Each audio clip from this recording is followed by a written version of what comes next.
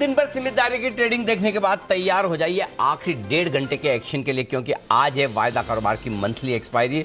दुनिया भर के बाजारों से मजबूती के संकेत और दिन भर मजबूती के साथ कारोबार करते हुए बाजार। आखिरी घंटे में एक्सपायरी दमदार होगी, 17,700 के ऊपर होगी।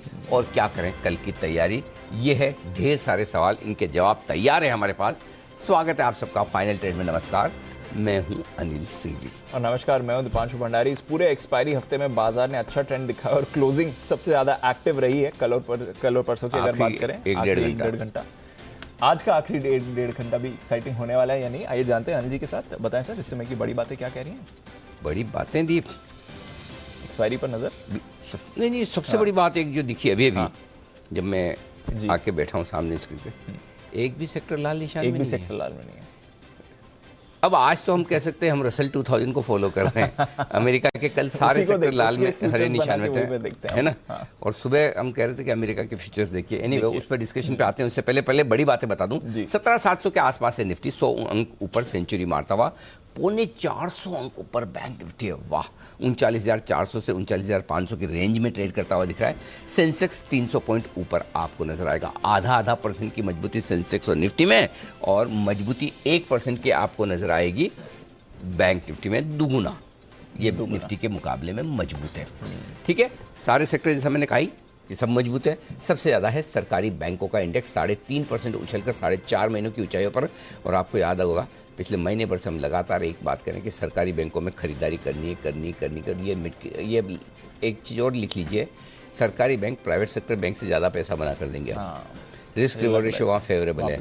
बड़े बैंकों से छोटे बैंक ज़्यादा पैसा बना कर देंगे, ये नोट करके रख लीजिए। Real estate, metal, private bank, छोटे मंजिले शेयरों में भरपूर जोश है। कैश मार्केट के स्टॉक्स तेजी में है, बढ़ने वाले ज़्यादा, घटने वाले कम। डाउ फ्यूचर्स धीमे धीमे हमें देखकर और हम उन्हें देखकर दोनों एक दूसरे को ऊपर करने की कोशिश करते हुए दिख रहे हैं। डबल सेंचुरी मारता हुआ डाउ। यूरोप में बड़े दिनों बाद हरियाली के दर्शन कर लीजिए। देशों में नहीं, वहाँ तो सूखा पड़ा है, सिर्फ मार्केट में हरियाली है आज। और सारे यूरोप के बाजार 1% के आसपास तक की तेजी दिखाने में कामयाब। अनिल जी, सारे सेक्टर्स हमारे मजबूत हैं। ग्लोबल मार्केट सारे के सारे आज पॉजिटिव क्लोज हुए, सारे ग्लोबल मार्केट्स पॉजिटिव हैं। कोरिया 1.25% ऊपर था सर। हांगकांग, यहाँ पर हमने देखा मॉर्निंग सेशन रद्द हो गया था टाइफून की वजह से, बट जो आफ्टरनून सेशन रहा है 3.5% ऊपर हांगकांग बंद हुआ है अनिल जी। और चाइना देख लीजिए 1% ऊपर, जापान 0.5% ऊपर रहा है। तो अक्रॉस ग्लोबल मार्केट्स अच्छा मूड माहौल है। पर बताएं सर, हमारी एक्सपायरी है, यूजुअली सेकेंड हाफ ही ज्यादा एक्टिव रहता है, आज भी वैसी फायरवर्क्स एक्सपेक्ट करें? जी, आज तो सुबह से हम फुल कॉन्फिडेंस में लगे हैं, बिल्कुल है। और सुबह से हम एक ही बात कर रहे हैं कि 17,575, 17,625 आज आपका मजबूत सपोर्ट है, यही नहीं टूटेगा गैप से खुलने के बाद। और आज का लो देख लीजिए 17,637 में, सारे स्पॉट लेवल्स की बात कर रहा हूँ। ऊपर 17,675, 17,725 टाइम पास की जगह है, उसके पार निकलेंगे तो फ्रेश तेजी होगी। आज का हाई है 17,726। अब इससे बढ़िया मार्केट क्या होगा जो पूरी आपको मौके बराबर एकदम लेवल के हिसाब से दे रहा है। क्लियर है? अब आइए, बचे हुए 1.5 घंटे में क्या करना है। 17,725 के ऊपर पार होकर टिक जाता है 5-10 मिनट, ये दौड़ लगा लेगा 775, 800 तक की। 775 से 800 तक की। बीच में कहीं रुक जाए तो इसकी मर्जी, मैं तो नहीं चाहता रुके। 775 तक की जगह तो कम से कम खुलती है, ठीक है ना। ये हो गया आपका 725 के ऊपर का मामला। अगर नीचे आ ही जाता है तो 575 से 625 इसके नीचे नहीं जाएगा, चिंता मत करिए। यानी कि 75 पॉइंट 100 पॉइंट से ज़्यादा की कोई खास रिस्क नीचे की है नहीं। ध्यान ऊपर का है, तेजी का है। और थोड़ा भी डाउ फ्यूचर और वापस गर्मी खा गए तो ये बढ़ जाएगा, पहली चीज़ ये। बैंक निफ्टी कल इसी वक्त तो नहीं, क्लोजिंग के वक्त थोड़ा 1 घंटे बाद का टाइम था जब हमने आपको 39,000 का कॉल ऑप्शन भी खरीदारी करने की राय दी थी। और उसका 350 का टारगेट था, वो तो आखिर उससे काफ़ी ऊपर आ गया। 39,425 तो ऑलरेडी आपका कैश में ही चल रहा है, तो 350 तक के तो सारे टारगेट दी पाई चुके हैं। लेकिन 39,450 का फाइनल टारगेट था आज तक के लिए, done. Seen sign and delivered. 39,471, तो हमारा 450 का टारगेट पूरा कंप्लीट हुआ। बिल्कुल, प्रॉफिट बुक करके एंजॉय कीजिए। अब फ्रेश खरीदारी हम 500 के ऊपर टिकेगा तब करेंगे, और नहीं तो नीचे आएगा तब लेंगे 325 और 250 पर। क्लियर कट है। सो अब बैंक निफ्टी में ऑलरेडी 1% की तेजी आ गई, अच्छे लेवल पे आ गया तो बैंक निफ्टी नीचे आने पर लेंगे। निफ्टी में अभी भी तेजी का रुझान बरकरार है, 725 के ऊपर टिकने पर और खरीदेंगे, नहीं तो 650-625 की रेंज में नीचे आएगा तो वहां से एंट्री करेंगे। डेटा मैं तैयार कर रहा हूं, एक्सपायरी का दिन है, भारी भरकम डेटा है, मुझे थोड़ा समय लगेगा, तब तक आप बाजार के ट्रिगर्स वगैरह देख लीजिए। आइए ट्रिगर्स जान लेते हैं अरमान के साथ, खबरें जानेंगे और कुशल है हमारे साथ बताने के लिए कौन से हैं ट्रिगर्स। एक्सपर्ट्स भी जुड़ने के लिए हमारे साथ हो रहे हैं तैयार इस समय। और अनिल जी, उससे पहले एक बार जरा सोने पर नजर डालिए, 350 रुपए की तेजी आ रही है। आज सुबह से हम हाईलाइट कर रहे थे बढ़ा है कि एक्शन कमोडिटीज में भी आज है, specially metals, precious base metals दोनों में, और सोना इस समय 350 रुपए ऊपर जाते हुए दिख रहा है। तो लंबे समय बाद सोने में भी एक्शन आ रहा है। ये जैक्सन होल की मीटिंग है सर, उससे पहले काफी सारा एक्शन हो रहा है कमोडिटी बाजार में आज। अच्छा, चलो कहीं खाली अपने ही सब लोग सुखी रहे, ऐसा क्यों खुश रहे, सब जगह खुशी होनी चाहिए। कमोडिटी गोल्ड मार्केट में भी रिलीफ रैली है, बढ़िया बात है। चलिए, तो गोल्ड पर भी रखिए नजर, इसमें भी आपको एक मूव आती हुई दिख रही है। रुपया आज 6 पैसे कमजोर है, कुछ ज्यादा बड़ा एक्शन रुपए में आप नहीं देख रहे हैं, आज 3 दिनों से स्टेबल ही है। आइए फिर खबरें और ट्रिगर्स अरमान और कुशल के साथ। कुशल, गुड आफ्टरनून, बताएं कौन से इंपॉर्टेंट ट्रिगर्स। गुड आफ्टरनून दीप। ट्रिगर्स के लिहाज से कैश सेगमेंट से अभी भी वेप्सोल एनर्जी सिस्टम के नंबर्स आने बाकी हैं, पर डीएफएम फूड्स पर भी नजर रखिए, डीलिस्टिंग पर कंपनी बोर्ड बैठक करने वाली है। इन्फीबीम एवेन्यूज पूंजी जुटाने पर कंपनी आज बोर्ड बैठक करती हुई दिखेगी। साथ ही निप्पॉन लाइफ एएमसी यहाँ पर नजर किए, आज इसका एफएनओ में आखिरी दिन है, सितंबर सीरीज यानी कि कल से ये एफएनओ स्पेस से बाहर हो जाएगा, तो इस वजह से ये फोकस में, ये स्टॉक आज फोकस में है। टेलीकॉम मिनिस्टर भी जो 5G से जुड़े हुए रूल्स है, एप्लीकेशन रूल्स, वो लॉन्च करते हुए दिखेंगे 4 बजे। तो और साथ साथ ग्लोबल इवेंट्स के लिहाज से यूएस का जो सेकंड रिवीजन है Q2 जीडीपी आंकड़ों का, वो आता हुआ दिखेगा। और जैक्सन होल सिंपोजियम, तो जिसकी हम सुबह से ही बात कर रहे हैं, ये आज से शुरू होती हुई नजर आएगी, 27 तारीख तक ये चालू रहेगी। इनफैक्ट 26 अगस्त कल के सत्र में बिरला सॉफ्ट इसका बाईबैक बंद होता हुआ नजर आएगा, तो यहाँ पर नजर रखिए। और ऑफर प्राइस करीबन 500 रुपये का रखा गया था। और साथ ही सीरीज 2 जो सॉवरिन गोल्ड बॉन्ड स्कीम की है, वो भी खत्म होने की कल की आखिरी तारीख है। यही नहीं, आईआरसीटीसी यहाँ पर आईटी पर जो संसदीय समिति है, उन्होंने आईआरसीटीसी को शाम 5:15 बजे बुलाया है। और साथ ही इजी ट्रिप प्लानर्स यहाँ पर पूंजी जुटाने पर कंपनी बोर्ड बैठक करती हुई दिखेगी कल के सत्र में। ओपन ऑफर खुल रहे हैं अंबुजा सीमेंट और एसीसी के, यहाँ पर जो रिस्पेक्टिव प्राइसेस है, अंबुजा सीमेंट के 385 और 2300 रुपये प्रति शेयर, एसीसी के ओपन ऑफर खुलते हुए नजर आएंगे। 9 सितंबर तक ये दोनों के दोनों ओपन ऑफर खुले रहेंगे। आईपीओ रिलेटेड जो एसएसजीडी टेक्नोलॉजीज है, उसकी लिस्टिंग होने वाली है कल के सत्र में, तो यहाँ पर बड़ा फोकस हमारा बना रहेगा। 840 करोड़ रुपए का ये कुल आईपीओ था। और साथ ही ड्रीम फोक्स सर्विसेज, इसके आईपीओ कल खत्म होते हुए नजर आएंगे। पीडीएस स्टॉक स्प्लिट जो इन्होंने किया था, उसकी एक्स डेट है। और ग्लोबल इवेंट के लिहाज से कल का दिन काफ़ी अहम रहेगा, क्योंकि फेड चेयरमैन जेरोम पावेल साहब यहाँ पर बोलते हुए नजर आएंगे। इंडियन टाइम के हिसाब से शाम 7:30 बजे यहाँ पर ये बोलना शुरू करेंगे। 28 तारीख हिंदुस्तान जिंक सरकार की हिस्सा बिक्री के लिए बोली मंगाने का ये आखिरी दिन है। और सोमवार में अगर आप इवेंट्स देखेंगे तो पीएनजी हेल्थ, इसके नंबर्स आएंगे। और साथ ही एथर इंडस्ट्रीज, इसका एंकर लॉक इन पीरियड खत्म होता दिखेगा। And more importantly Reliance industries की 45th AGM आपको होती हुई दिखेगी 29 तारीख सोमवार को। ओके, तो ये है आपके लिए कई सारे इंपॉर्टेंट ट्रिगर्स जहां पर रखनी है आपको नजर। आइए फिर खबरें आज की क्या कह रही हैं, अरमान है हमारे साथ तैयार। अरमान, गुड आफ्टरनून, बताइए। जी, eveready industries, Exide industries और अमर राजा पर ध्यान रखिएगा, क्योंकि सरकार की जो ये वेस्ट बैटरी मैनेजमेंट रूल्स 2022 हैं, वो लागू करने की तैयारी है। उसमें रूल्स में एक जो इंपॉर्टेंट चीज़ है वो ये है कि बैटरी के उत्पादन में रिसाइकलिंग जो मटेरियल है उसका भी उपयोग इसमें अनिवार्य किया जाएगा। आईओसी पर ध्यान रखिएगा। राउटर से हवाले से खबर आती हुई दिखी है कि कंपनी जो ग्रीन एनर्जी के क्षेत्र में लगभग 2 लाख करोड़ जो है वो निवेश कर सकती है। ल्यूपिन आईरोम के साथ कंपनी ने एक एक्सक्लूसिव लाइसेंसिंग करार किया है। और इस करार के तहत जापान में दवा की बिक्री के लिए एक्सक्लूसिव करार है। और ये जो दवा है, इसका उपयोग हड्डी से जुड़ी हुई बीमारियों है, इसके उपचार के लिए किया जाता है। महिंद्रा लॉजिस्टिक पर ध्यान रखिएगा, क्योंकि हैदराबाद में तीसरा फुलफिलमेंट सेंटर जो है वो कंपनी खोलने वाली है। योनो मिंडा पर भी ध्यान रखिएगा, क्योंकि एमके बावल प्लांट के विस्तार को मंजूरी मिल चुकी है। और ये जो एमके है वो कंपनी की सब्सिडरी है। और ये जो काम करती है वो एल्यूमिनियम एलॉय व्हील का उत्पादन और बिक्री का काम है इस सब्सिडरी का। और काफ़ी सारी ब्लॉक डील्स है, जिसमें भेल पर 94 लाख शेयर्स हैं, सन फार्मा पर 25 lakh, IDFC first bank, PFC, इक्विटा small finance bank और एलएनटी में लगभग 20 लाख शेयर के आसपास के सौदे हैं। पीएनबी में भी लगभग 17 लाख के आसपास के सौदे हैं। और IDBI bank, federal bank, NMDC, ICCI Lombard और पीवीआर में 2 लाख से 10 लाख के आसपास के सौदे किए गए हैं।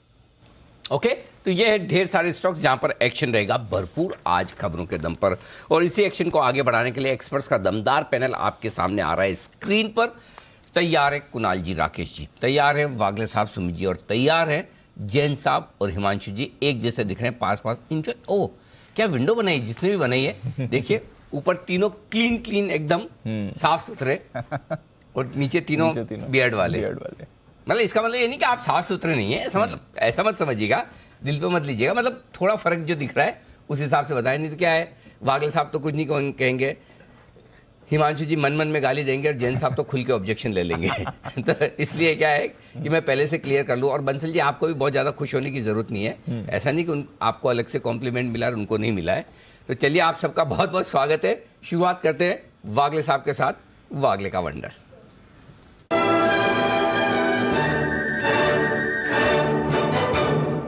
बताएं सर।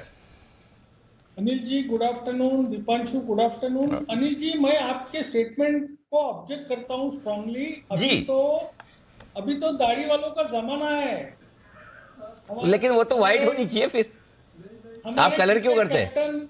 हमारे क्रिकेट कैप्टन देखिए, हमारी क्रिकेट टीम देखिए जो पाकिस्तान को संडे को हराएगी।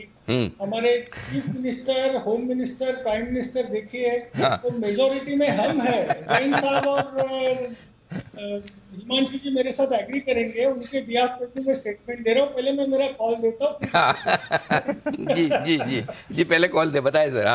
अनिल जी, एबी कैपिटल में एक बड़ा वाला ब्रेकआउट हुआ है। एक्चुअली ये बात में 50% की नीचे आ गई। 116, 16.5 में हमने हमारे क्लाइंट किया है। अभी 117 का भाव है। यहाँ पर बाय करें 116, 115 तक आता है, ऐड करें 113 का स्टॉप लॉस था, और 125 का पहला टारगेट, एडिशनली 130 तक 125 तक के टारगेट के लिए। लेकिन वागले साहब, अच्छा पहले वागले साहब कुछ कहे, उससे पहले जो मोर्चा वागले साहब ने निकाला है उसमें लीडरशिप का जोश देखकर जैन साहब भी तैयार होने कुछ के। जी जैन साहब, आपत्ति दर्ज कराएं आप। नहीं, एक्चुअली वागले जी जब बोलते हैं तो सर जबरदस्त बोलते हैं, इसमें कोई थोड़ा ही नहीं। बोलेंगे नहीं तो बोलेंगे नहीं, और बोलेंगे तो फिर एकदम मैं सहमत हूं उनसे कि आप देखिए ओवरऑल जहां भी जाओ आप, हर जगह आजकल दाढ़ी है, जिलेट के भाव टूट गए, इससे बड़ी और क्या बात होगी अनिल जी। तो दाढ़ी का तो जमाना है। ठीक बात है, अच्छी बात है। वागले साहब ने जितने जितने एग्जाम्पल दिए सब सराखों पर। वागले साहब, खाली इतनी सी प्रोग्रेस से बात नहीं बनेगी, वाइट करो और आगे बढ़ोगे। समझ तो गए हो क्या आप? आइए, वो तो फिर वाइट निकलेगी अनिल जी अंदर से। हाँ, या तो कलर करना छोड़ दो। आइए, एक और दाढ़ी वाले एक्शन में आते हुए दिख रहे हैं, और वो है हमारे Himanshu ji, hitman Himanshu.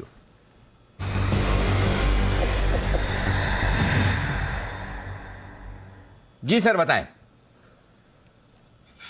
Good afternoon to you Anil ji, good afternoon to you Deep, very good afternoon to you Wagle ji और जैन साहब, और बाकी सबको गुड आफ्टरनून। अनिल जी, खरीदारी करनी है एक अंडर ओन्ड स्टॉक में, जो कि एक मुझे लगता है कि एक बड़े लंबे अंडर परफॉर्मेंस है, यहाँ पर एक एटलीस्ट ट्रेडिंग बाउंस देने के लिए तैयार है, और स्टॉक का नाम है PNB। अनिल जी, एक डाउनवर्ड स्लोपिंग ट्रेंड लाइन, काफी महीनों की ट्रेंड लाइन, 200 दिन की मूविंग एवरेज, ये दोनों ही स्टॉक ने आज के दिन यहाँ पर बहुत ह्यूज वॉल्यूम्स के साथ पार की है। तो यहाँ पर पंजाब नेशनल बैंक की 36 के स्ट्राइक की सितंबर एक्सपायरी की कॉल ऑप्शन खरीदनी है, जिसमें टारगेट रहेगा 3.5 रुपए का। स्टॉप लॉस लगाना है 1 रुपए 20 पैसे का। मैं समझता हूं लगभग 1 रुपए 80 पैसे, 1 रुपए 90 पैसे के आसपास अभी ट्रेड कर रही है। अनिल जी, मुझे लगता है कि ये जिस तरह की रनअप स्टॉक देखने को मिल रहे हैं पिछले कुछ दिनों से, अगर आप देखें तो आरबीएल में पिछले 2 से 3 दिनों में 25 से 30% तक का रनअप देखने को मिला। आईडीएफसी फर्स्ट बैंक में 12-15% का रनअप पिछले 2-3 दिनों में देखने को मिला है, और मुझे लगता है कि अब पीएनबी में इस तरह का मूव देखने को मिल सकता है, स्पेशली तब जब पीएसयू बैंक्स में जबरदस्त खरीदारी देखने को मिल रही है। तो पीएनबी में मेरा ऐसा मानना है कि यहाँ पर 37.5 रुपए का पहला टारगेट, और उसके बाद 38-39 रुपए तक के टारगेट सितंबर सीरीज में आते हुए नजर आ सकते हैं। तो पीएनबी में खरीदारी करके चलनी है। स्पॉट लेवल के हिसाब से 34.5 रुपए का स्टॉप लॉस लगाना है। ऑप्शन स्ट्रेटेजी 36 के स्ट्राइक की खरीदारी करनी है। यहाँ पर 3.5 और 4 रुपए के टारगेट लगाने हैं, और 1 रुपए 20 पैसे का स्टॉप लॉस लगाकर चलने की सलाह। और पीएनबी बड़े एक्शन में आपको आते हुए दिख रहा है, 6.5% की तेजी आपको पीएनबी में आती हुई दिख रही है। तो ये काउंटर, इसको अपने रेडार पर रखें, बड़ी खरीदारी इस पर आ रही है। खरीदारी आ रही है कुछ और काउंटर्स पर भी। क्रॉम्पटन ग्रीव्स आज सुबह इस काउंटर की बात भी चल रही थी, वागले साहब के था, सीजी कंज्यूमर में वागले साहब ने खरीदारी की भी राय दी थी। वागले साहब, जबरदस्त एक्शन आ रहा है, कोई राय इस समय? 412 का तो पहला टारगेट आ गया, क्या करना है सर अब क्रॉम्पटन ग्रीव्स में 5.5% ऊपर? दीपांशु, अगर आपने डे ट्रेडिंग के तौर पे लिया है तो आपको बुक करना है, क्योंकि अच्छी खासी 3-4% मूव आई है। लेकिन मेरा मानना है ये 430 तक सोमवार तक जाना चाहिए। उसके लिए अगर आप छोटी क्वांटिटी या एक आध लॉट पार्टली होल्ड करेंगे, 430 टू 435 तक के लेवल्स में देख रहा हूँ 2 से 3 दिनों में। तो पोजिशनल कॉल इसने लिया है, होल्ड करे, 404 का स्टॉप लॉस बनेगा, जो लेवल पे हमने सुबह में रिकमेंड किया। ये है आपके लिए राय। अगर आप डे ट्रेडिंग के लिए लिया है तो फिर डेफिनेटली प्रॉफिट बुक कर सकते हैं। पहला टारगेट तो इसका आ गया, बट और भी बाकी टारगेट्स आने की तैयारी में है। वर्लपूल, ये एक इंटरेस्टिंग काउंटर है। कुणाल जी जरा इसका चार्ट देखें, कभी कभी रेडार पर आता है, रोज तो नहीं आता, बट आज अच्छी मूव है। एक्सपायरी रिलेटेड एक्शन समझे या फिर इसमें भी कुछ चल रहा है सर? देखिए, कुछ मोमेंटम तो दीपांशु डेफिनेटली एक्सपायरी रिलेटेड है, लेकिन जिस तरह का स्ट्रक्चर बना है वर्लपूल का, मुझे लगता है कि बहुत समय की अंडर परफॉर्मेंस यहाँ चार्ट्स पर खत्म होते हुए दिख रही है। और मुझे लगता है कि अगर ट्रेडिंग से हटकर थोड़ा निवेश के बारे में सोचें तो ये स्टॉक 2300-2400 के लेवल्स को रिक्लेम करेगा। तो इन स्तरों पर गिरावट में इस पर खरीदारी की राय है। ट्रेडिंग के लिहाज से मुझे नहीं लगता कोई बहुत बड़ा मूव तुरंत आएगा, लेकिन थोड़ा पेशेंटली होल्ड किया जाए तो 2300-2400 के लेवल्स दोबारा देखने को मिलेंगे। गिरावट में मेरी खरीदारी की राय। एब्सोल्युटली, तो गिरावट में खरीदारी की राय है। थोड़ा लेवल्स का इंतजार करें और फिर यहाँ पर आप ट्रेड इनिशिएट कर सकते हैं। अप्लायंसेस शेयर्स बेसिकली क्रॉम्पटन और वर्लपूल दोनों में आपको अच्छा एक्शन दिख रहा है। डिक्सन टेक इसमें मूव आ रही है, हैवेल्स में भी आपको खरीदारी आती हुई दिख रही है। पूरा स्पेस ही ब्रजिंग है। और रिटेल अगर आप इसमें जोड़ें तो ट्रेंड एक बार फिर से ये काउंटर भी आपको मोमेंटम दिखा रहा है, तो नजर रखिए, कुछ ना कुछ चल ही रहा है। गोदरेज कंज्यूमर, ये भी एक और काउंटर है जहां पर आपको मूव आती हुई दिख रही है। बंसल जी जरा देखें सर, गोदरेज कंज्यूमर का चार्ट 2.5% ऊपर इस समय सर।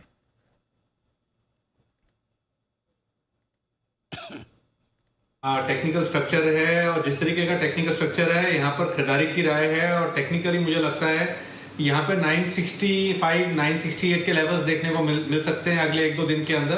तो गोदरेज कंज्यूमर पर खरीदारी की राय है। तो गोदरेज कंज्यूमर, इस पर आपको खरीदारी करके चलनी है। एक्शन आ रहा है। निपॉन लाइफ, नाम इंडिया वायदा कारोबार का टॉप लूजर है और सिर्फ आज ही के लिए रहेगा क्योंकि कल से ये वायदा कारोबार से बाहर आ रहा है। सुमित जी, इसके चार्ट पर कोई राय सर? आखिरी दिन वायदा कारोबार में इसका। दिवांशु, मुझे लगता है कि नैम इंडिया के अंदर एक बार वेट एंड वॉच करें। स्टॉक के अंदर गिरावट देखने को मिल रहा है, थोड़ा सेलिंग प्रेशर और देखने को मिल सकता है। 300 रुपए या 290 रुपए तक ये मिल जाएगा, तब फिर स्टॉक के अंदर लोअर लेवल्स पे लॉन्ग पोजीशंस इनिशिएट करके चलने का सलाह रहेगा। फिलहाल एक बार वेट एंड वॉच करें 1-2 दिनों के लिए, थोड़ा नीचे आने दें स्टॉक को।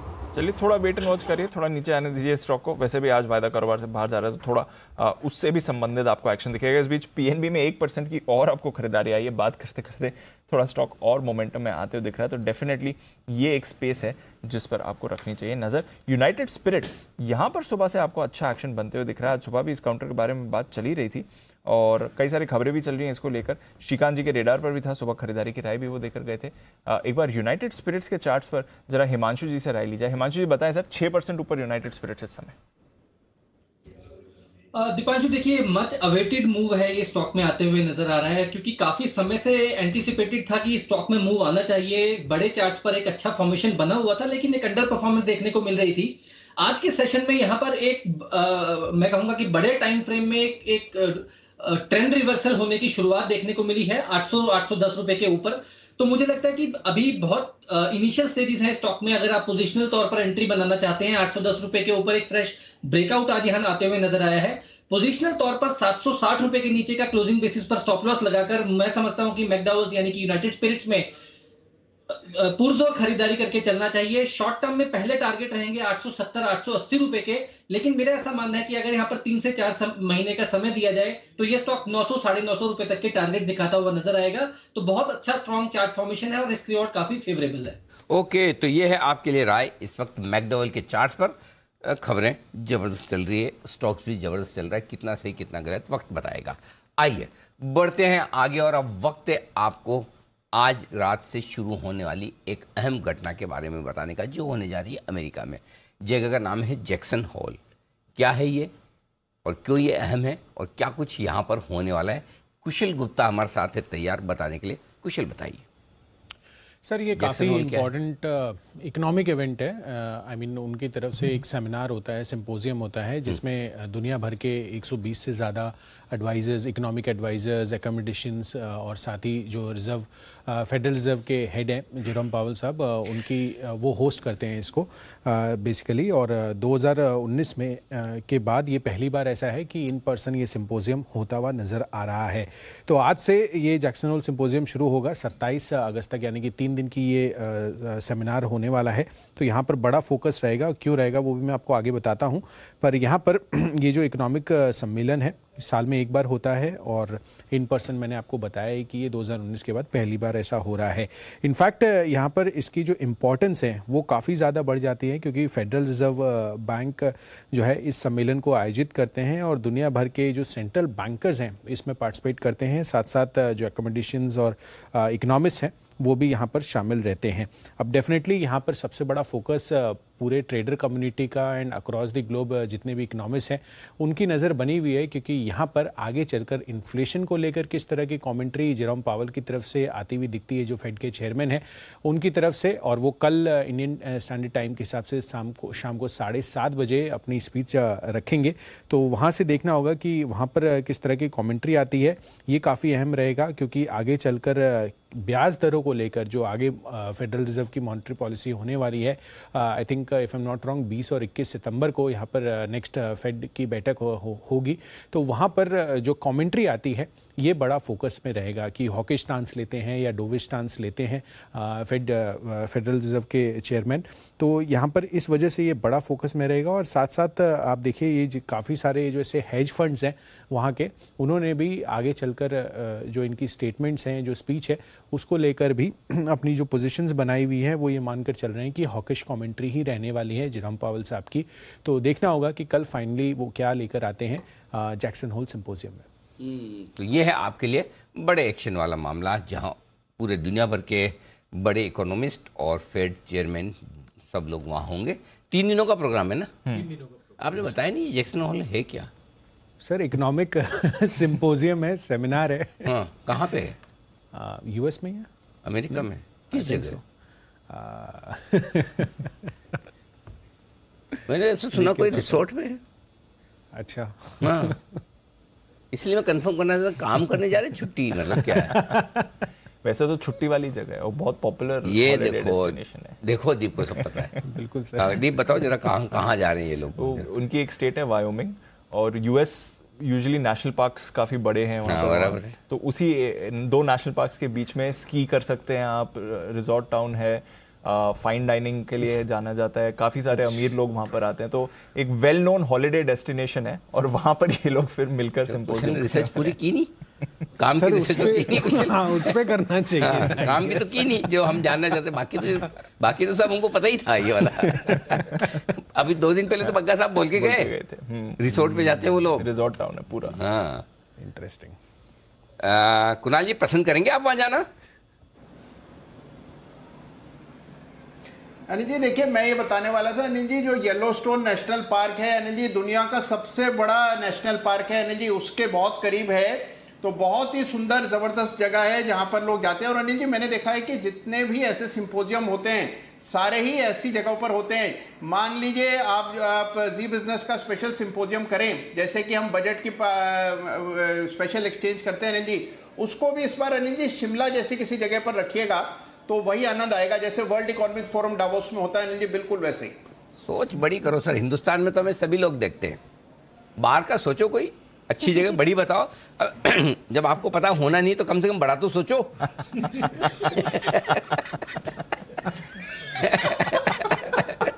जैन साहब से आइडिया ले। जैन साहब, ये इस तरह का कहाँ करना चाहिए बिजनेस का?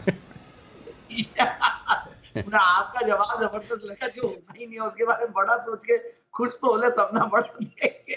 बट अनिल जी देखिए, कुणाल जी के विचार बहुत बढ़िया लगे मुझे। हाँ। जब शिमला नहीं तो जयपुर ही कर लो, मैं सीरियसली बोल रहा हूँ, बहुत मजा आएगा यहाँ पे अपनी रिसर्च और सब कुछ में हमारे भी ऑफिसर, जी की भी ऑफिसर कर लेंगे। शिमला में आपका जयपुर के प्रति प्रेम जो है वो जायज है, हम उसकी सराहना भी करते हैं कि अभी जयपुर से बाहर भी निकल के देखो, वहाँ भी बहुत बहुत अच्छी अच्छी जगह है घूमने फिरने के लिए। मतलब ऐसा ठीक है, हमें लेकर चलो। कहाँ पे? स्विट्जरलैंड ही कर लेते हैं एक बार, जर्मनी कर लेते हैं, जर्मनी। डन। चलिए कुणाल जी, हो जाएगा। कुणाल जी आपका काम हो गया। जैन साहब आपको स्विट्जरलैंड ले जाने की पूरी व्यवस्था कर रहे हैं, चिंता न करें। जब भी जैन साहब की तैयारी हो जाए, जैन साहब आपको हमको सबको बता देंगे, हम चलने के लिए तैयार हैं। हम तो रेडी हैं सर। तो देखो, यही तो हमारे तो प्रोग्राम सारे स्पॉन्सर्ड होते हैं ना, शो वो सारे, हर चीज स्पॉन्सर्ड ही होती है। ये वाली भी जैन साहब ने कर दी। चिंता की आज बात। बग्गा साहब कह रहे थे बंसल जी को लेके जाने। हाँ, बंसल जी का काम, बंसल जी ने बग्गा साहब के यहाँ बड़ी जबरदस्त इमेज बनाई है एकदम। आइए सुमित जी के लिए बिगुल, और उसके बाद आज है ना सेठी साहब थोड़े से जल्दी आएंगे, उन्होंने 2:25 का टाइम दिया था, हो गया। हाँ, तो जल्दी से सुमित जी के लिए पहले बिगुल।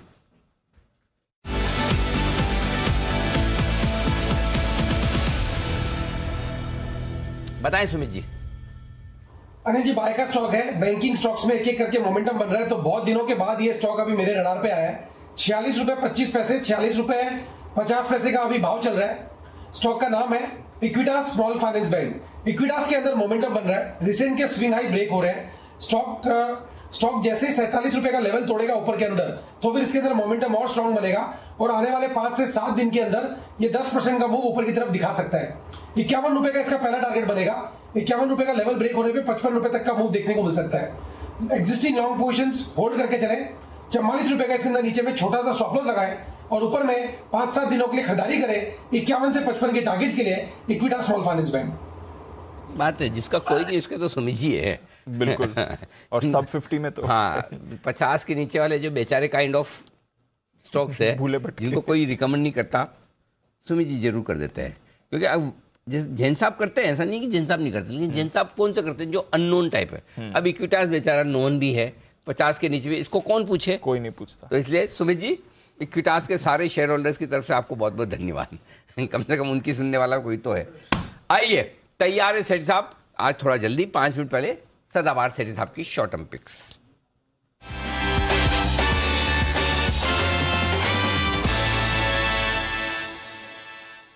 स्वागत है आपका सेठी साहब, बताएं सर आज क्या इरादा है? Good afternoon Anil ji. Good afternoon Anil जी, 2 स्टॉक्स में खरीदारी करनी है, दोनों कैश मार्केट के हैं, बाजार में एक जबरदस्त तेजी का माहौल है। अनिल जी, एक अपडेट, वापिस थोड़ा पुराना अपडेट है बट देना है। IDFC मैंने 50 रुपए के लेवल पे रिकमेंड किया था हाल ही में, आज 67-68 रुपए के भाव आ गए अनिल जी। बहुत ही दमदार तेजी हुई है पिछले 1 महीने के अंदर। और 50 के बाद मैंने फिर 54 रुपए पे वापस रिकमेंड किया था इसको, मतलब 1 हफ्ते बाद ही। तो एक बहुत ही अच्छी तेजी इसमें देखी जा रही है अनिल जी। बहुत ही बढ़िया, बधाई सर उसके लिए। बताएं आप कैश के स्टॉक्स कौन से हैं आपको पसंद? अनिल जी, जो आज का पहला कैश मार्केट का स्टॉक है, स्टॉक का नाम है Tamil Nadu petro products. TN petro के नाम से ट्रेड होता है। 100 रुपए के लेवल पे ये स्टॉक ट्रेड करता है।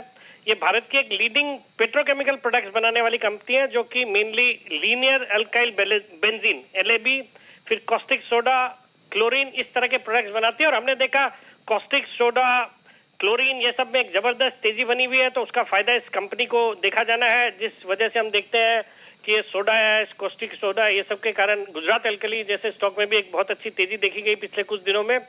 तो ये कंपनी जॉइंटली प्रोमोटेड है स्पिक और टिडको द्वारा। टिडको यानी तमिलनाडु इंडस्ट्रियल डेवलपमेंट कॉर्पोरेशन, जो कि दोनों मिलकर 34.5% स्टेक ओन करते हैं। एक मार्की क्लाइंट लिस्ट है, हिंदुस्तान यूनिलीवर है, ज्योति लैब है, इन सबको कैटर करती है। सॉलिड फंडामेंटल्स वाली company, return on equity 23-24%, return on capital employed 29% का, एक ऑलमोस्ट जीरो डेट कंपनी, 0.06 का डेट इक्विटी रेशियो, पिछले 3 साल का पैट का कैगर रहा है 70% के ऊपर का, और अच्छी खासी डिविडेंड यील्ड भी है, 3% से ज्यादा की डिविडेंड यील्ड है। और वैल्यूएशन के लिहाज से देखेंगे तो 5 के मल्टीपल पे ये स्टॉक ट्रेड करता है। मुझे लगता है एक बहुत ही अच्छी क्वालिटी का स्टॉक अच्छे लेवल्स पे अवेलेबल है, तो यहाँ पे खरीदारी करने की सलाह। और मेरा इसमें शॉर्ट टर्म टारगेट है 110 रुपए का, 97 का स्टॉप लॉस रखना है। ओके, 97 का स्टॉप लॉस, 110 का टारगेट। बताएं सर दूसरी पिक। दूसरी पिक अनिल जी, आज एक ब्रोकरेज स्टॉक है, स्टॉक का नाम है IIFL सिक्योरिटीज। IIFL SEC के नाम से ट्रेड होता है, 71 रुपए के आसपास स्टॉक ट्रेड करता है। IIFL ग्रुप की ब्रोकिंग कंपनी है, जो कि इक्विटीज, कमोडिटीज, करेंसी, फिर इन्वेस्टमेंट बैंकिंग, वेल्थ मैनेजमेंट, ये सब सेगमेंट में काम करती है। रिटेल और इंस्टीट्यूशनल क्लाइंट्स को कैटर करती है। फंडामेंटल्स बहुत अच्छे हैं, पैन इंडिया प्रेजेंस है, करीबन 2.4 मिलियन, मतलब 24-25 लाख तो इनके क्लाइंट्स है। 2500 से ज्यादा ब्रांचेज, सब brokers through out India, 500 cities में ऑपरेट करती है। सॉलिड फंडामेंटल्स है, operating profit margin 41%, return on equity 26%, अच्छी दर से कंपनी ग्रो कर रही है। और हम देख रहे हैं ये जो कैपिटल मार्केट के से रिलेटेड जो भी कंपनीज है इनका परफॉर्मेंस बहुत ही अच्छा आना चाहिए, बिकॉज एक तो पिछले कुछ मतलब साल डेढ़ साल में नए निवेशक बहुत आए हैं और फिर इस क्वार्टर में हम वापस से नए हाइस की ओर आ गए। 18,000 के आसपास निफ्टी में आ गए, 18,600 का आई था, तो 15,200 से जो रिकवरी हुई है उसका फायदा होना है। फिर वैल्यूएशन के लिहाज से अगर कंपेयर करें आईसेक से, मतलब ICICI securities, Angel one, Motilal Oswal financial, तो बहुत ही सस्ता है, 7 के मल्टीपल पे स्टॉक ट्रेड करता है। तो मुझे लगता है ये स्टॉक यहाँ से अच्छा करना चाहिए। 80 रुपए का शॉर्ट टर्म टारगेट है, 68 रुपए का स्टॉप लॉस। 80 का टारगेट, 68 का स्टॉप लॉस। आईएफएल सिक्योरिटीज, इस पर आपको करके चलनी है खरीदारी। ये आ रही है आपके लिए सेठी साहब की तरफ से कॉल, 2 बेहतरीन कैश कॉल्स सेठी साहब की तरफ से। बहुत बहुत शुक्रिया सर आज हमारे साथ जुड़ने के लिए और अपनी कॉल शेयर करने के लिए। आई श्रीकांत चौहान जी साहब भी हमारे साथ हैं तैयार। श्रीकांत जी, सुबह की आपकी यूनाइटेड स्पिरिट्स की कॉल सर जबरदस्त रही है, स्टॉक भी बढ़िया एक्शन में आ रहा है, पहले जरा यहीं पर नजर डालिए, बताएं क्या करना है अब इसमें। बिल्कुल, तो इनफैक्ट ऑनेस्टली मुझे भी इतना एक्सपेक्टेड नहीं था कि इतने बड़े रिटर्न वो इतने शॉर्ट पीरियड में देखे जाएगा, लेकिन यस काफ़ी अच्छा चला है। बट मुझे लगता है कि ये फॉर्मेशन जो है वो अभी भी इंटैक्ट है और आने वाले दिनों में हमें लगता है कि ये स्टॉक एक बार 850 से लेकर 860 के लेवल्स दिखाएगा। तो करंट लेवल से 820 के करीब ये अच्छा खासा करेक्ट हो चुका है, 800 ऑलमोस्ट 33-34 के करीब ये गया था। तो 820 815 के रेंज में खरीदना चाहिए और 805 का स्टॉप लॉस रखे और टारगेट्स रखे 850 से लेकर 860 रुपए के। तो पोजीशंस लॉन्ग की इंटैक्ट रखे, 860 रुपए के, तो पोजीशंस लॉन्ग की इंटैक्ट रखे। लॉन्ग पोजीशंस इंटैक्ट रखनी है यूनाइटेड स्पिरिट्स में। श्रीकांत जी की सुबह की कॉल जबरदस्त एक्शन में आती हुई। आइए 2:30 बज गए और लेते हैं अनिल जी की मार्केट स्ट्रैटेजी।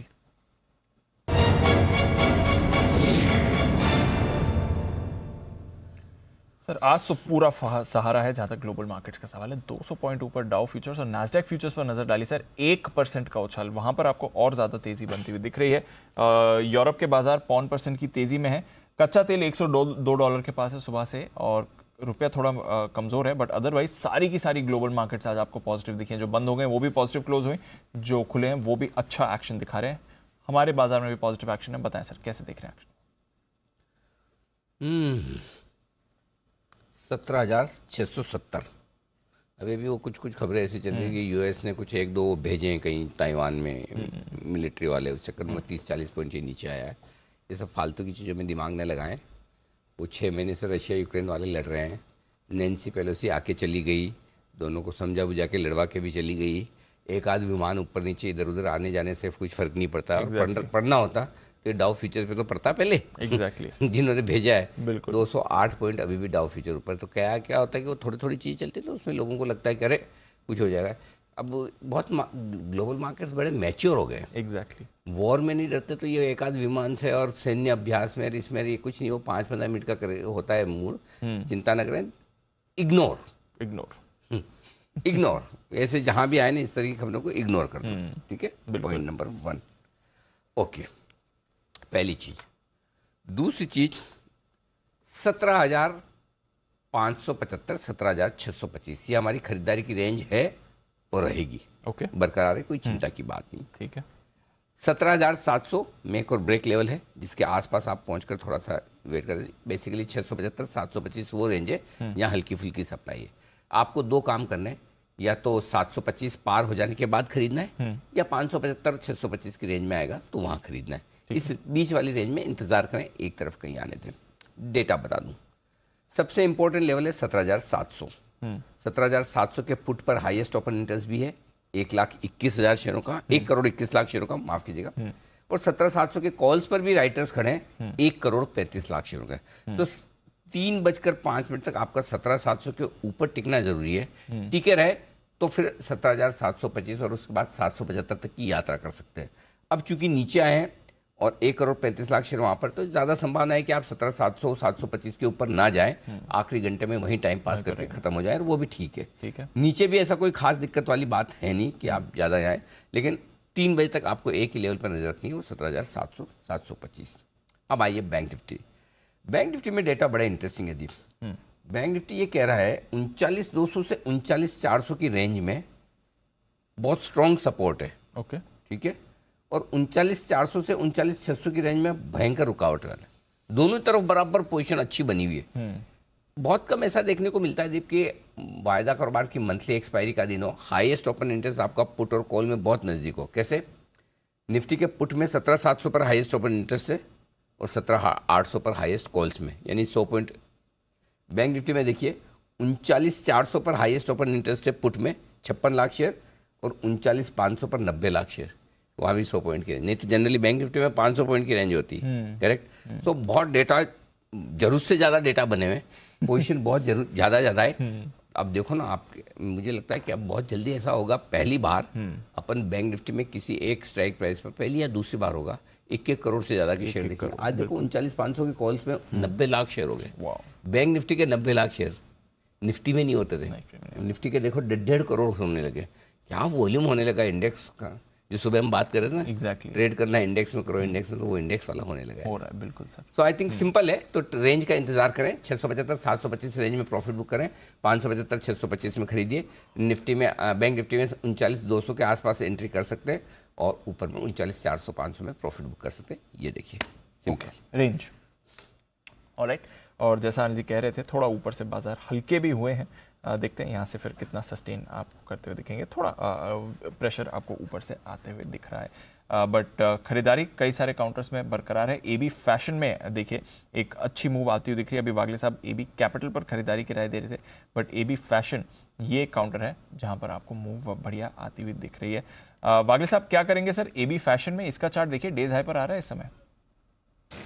दीपांशु बाय करके चलना है क्योंकि रिस्क टू रिवॉर्ड काफी अच्छा है। 303 3.5 के करंट भाव पे आपका सिर्फ 3.5 रुपए का स्टॉप लॉस होगा। 300 के नीचे ये जाना नहीं चाहिए। अभी अगले 1 घंटे में 312 315, 1 घंटे में मतलब आज और कल में 312 315 तक जा सकता है। तो 3 रुपए की रिस्क होगी, एक 7-8-10 रुपए का रिवॉर्ड होगा। तो रिस्क टू रिवॉर्ड काफी फेवरेबल है और मोमेंटम भी मुझे दिखाई दे रहा है।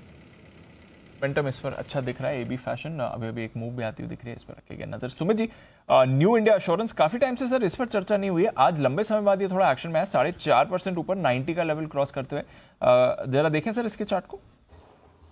दीपांशु, स्टॉक में कोई खास मूव ही नहीं आ रहा, तो इसमें कोई रेंज ब्रेकआउट मिल नहीं रहा, इसके लिए स्टॉक में कोई कॉल बन नहीं रहा। NICL के अंदर ब्रेकआउट आएगा जब ये स्टॉक एक बार ऊपर में 94-95 का लेवल ब्रेक करेगा, तो उसके बाद ही इसके अंदर फ्रेश बाय बनेगा। जब तक ये लेवल ऊपर में टूटता नहीं है तब तक इसका रेंज पकड़ के चले कि 94-95 ऊपर में और नीचे के अंदर 85, ये रेंज के अंदर ये रहेगा। 95 के ऊपर निकला तो 100 से 110 रुपए तक के level NICL new India assurance में देखने को मिल सकता है। तो ये है आपके लिए न्यू इंडिया एश्योरेंस। जैन साहब, ऊनो मिंदा, पहले मिंदा इंडस्ट्रीज था, यहाँ पर एक प्लांट के एक्सपेंशन को मंजूरी मिल गई है और एलॉय व्हील का उत्पादन और बिक्री इस प्लांट से की जाएगी। 300 करोड़ रुपए का खर्च करने वाले हैं इस पूरे एक्सपेंशन को लेकर। एक और प्लांट है जहां पर गुरुग्राम का, वो भी एक्सपैंड करेंगे। आज स्टॉक भी थोड़ा एक्शन में दिख रहा है सर, कोई राय है इस पे?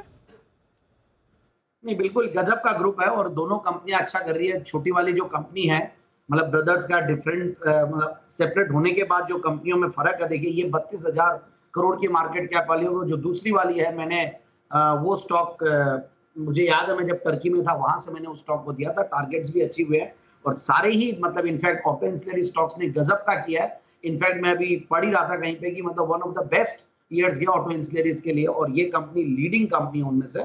और गजब का मुझे लगता है कि अभी भी माहौल बना हुआ और आराम से जो ऊपर के लेवल्स है अभी भी देखिए वहां से नीचे ही चल रहा है। तो मुझे लगता है कि वो लेवल्स भी निकालेंगे और ऊपर निकलेगा ये। तो 650 के टारगेट के लिए स्टॉक को लेना चाहिए।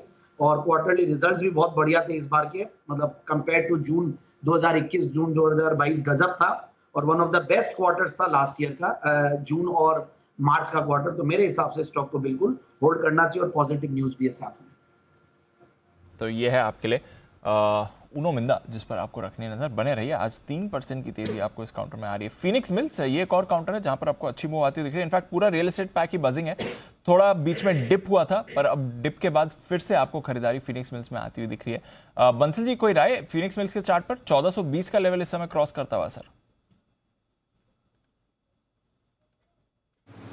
दीपांशु, बेहतरीन टेक्निकल स्ट्रक्चर है। मैंने और कुणाल जी ने 10 की कमाई पे भी स्टॉक को रिकमेंड करा है। स्टॉक में करेक्शंस बहुत कम आ रही हैं, हल्की फुल्की करेक्शन आती है।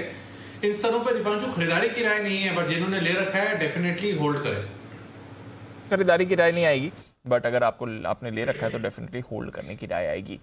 बट क्या करना है आपको क्रेडिट कार्ड कंपनीज में, स्पेशली बैंक्स जो क्रेडिट कार्ड देते हैं, ऑफ कोर्स इस स्पेस की sole listed player SBI cards, क्योंकि कई सारे डेवलपमेंट्स लेटली यहाँ पर हुए हैं। आइए एक बार अरमान से जानते हैं क्या हो रहा है यहाँ पर। अरमान बताइए। अभी आज ही खबर आती हुई दिखी है कि RBI ने जो अमेरिकन एक्सप्रेस है उस पर जो प्रतिबंध है इशू करने पर वो हटा दिए हैं। अभी कुछ समय पहले के अपडेट्स हैं कि उसके पहले जब RBI ने HDFC बैंक पर प्रतिबंध लगाया था वो भी अब हटा दिया है। हाल ही में RBI ने मास्टर कार्ड पर जो लगाए थे प्रतिबंध वो भी हटा दिए। तो हो क्या रहा है कि ये सारे स्पेस में जो प्रतिबंध थे वो सारे हट गए हैं, तो अब इस स्पेस में हो सकता है कि कंपटीशन बढ़ सके। अब अगर आप क्रेडिट कार्ड में अगर अमेरिकन एक्सप्रेस का अगर आप मार्केट शेयर देखेंगे कि क्रेडिट कार्ड जो इतने इश्यू होते हैं उसमें मार्केट शेयर कंपनी का कितना है, हालांकि देखेंगे कि साल दर साल इनका कमी होता हुआ जा रहा है। 2018 में जहां पे 3% था वो घट के अभी 1.7% हो गया। पर इंटरेस्टिंग बात ये है, ये वाला जो शेयर है ये तो नंबर ऑफ इश्यूज पर है, पर अगर आप स्पेंड का मार्केट शेयर देखेंगे तो अमेरिकन एक्सप्रेस का जो स्पेंड का मार्केट शेयर है वो 2018 में लगभग 10% का था, क्योंकि आपके स्पेंडिंग पर ही उस स्पेंडिंग के हिसाब से भी इंटरेस्ट का जो इनकम आता है, तो ये बहुत एक इंपॉर्टेंट हो जाता है। उसी के साथ साथ अगर आप मार्केट शेयर हाल ही का अगर आप देखेंगे कि इसके अलावा स्पेंड का मार्केट शेयर अभी का कितना है, तो HDFC बैंक का 28% है, ICICI का 20% है, SBI का लगभग 18-19% है। तो ओवरऑल ये हाल ही में जितने भी प्रतिबंध लगे थे वो अब सब खत्म हो चुके हैं। तो इस कारण ये सारे भी जब मेन स्ट्रीम पे इशू करते हुए दिखेंगे तो हो सकता है कि जो SBI कार्ड है उनके लिए थोड़ा हो सकता है कि कॉम्पिटिशन बढ़े। पर एक चीज यहाँ पे नोट करने के लिए कि यहाँ पर ये ऑलरेडी बहुत अंडर पेनिट्रेटेड मार्केट है, फिर भी इनके आने से हो सकता है कि थोड़ा कंपटीशन में बढ़ोतरी दिखे। तो कंपटीशन में बढ़ोतरी दिख सकती है। SBI card sole listed player है इस स्पेस में। एक बार कुणाल जी से राय ली जाए। कुणाल जी, कैसा लग रहा है सर? SBI कार्ड्स कहीं जा नहीं रहा है वैसे ट्रेड में, थोड़ा मूव आता है फिर वापस वहीं पर अटक जाता है। बिल्कुल दीपांशु, देखिए कोई खास मोमेंटम नहीं बना स्टॉक में, लेकिन ओवरऑल स्ट्रक्चर मुझे पसंद है। तो मुझे लगता है कि गिरावट में इसको एक्यूमुलेट करके होल्ड करें। मध्यम से लंबी अवधि में बड़ा ज़बरदस्त इसमें मुनाफा बनना चाहिए। शॉर्ट टर्म में ज़रूर स्टॉक लैकलस्टर परफॉर्मेंस दिखाएगा और अब एक बड़ा रेजिस्टेंस 1000 के आसपास बन गया है, जिसको पार करने में स्टॉक समय लेगा। लेकिन ओवरऑल स्ट्रक्चर मजबूत है। गिरावट में मेरी खरीदारी की राय है। ओके, गिरावट में खरीदारी की राय रहेगी। और गिरावट की अगर बात निकली तो एक बार निफ्टी, बैंक निफ्टी को पुल अप करिए। काफी शार्प फॉल आपको आते हुए दिख रहा है दोनों इंडिसेस में। बैंक निफ्टी दोनों ही ऊपर से काफी थोड़ी प्रॉफिट बुकिंग आई है। तो सपोर्ट रेंज में आया, दिन के निचले स्तरों की तरफ आया है निफ्टी। बैंक निफ्टी तो नहीं, बैंक निफ्टी तो अभी भी निचले स्तरों से ऊपर है। 17,128, हाँ लगभग निचले स्तरों पर आ गया। दोनों आ गया बैंक निफ्टी पे। अच्छी सप्लाई आई है पिछले कुछ मिनटों में। और क्या बात है, लाल निशान में जाने को तैयार निफ्टी। अब लग रहा है कि आज एक्सपायरी का दिन अब मोड आया है ना फाइनली। अब लग रहा है एक्सपायरी। तो क्या वो एक तरफा वाला मूड बहुत दिनों से, मतलब बहुत सारी मंथली एक्सपायरी में ऐसा देखा नहीं कि इस तरह का मूव हो। तो चलिए, बड़े दिनों बाद एक्सपायरी का मूव आया है। 575 625 सपोर्ट रेंज में निफ्टी आया है। 39,050 39,125 बैंक निफ्टी की सपोर्ट जोन में आया है।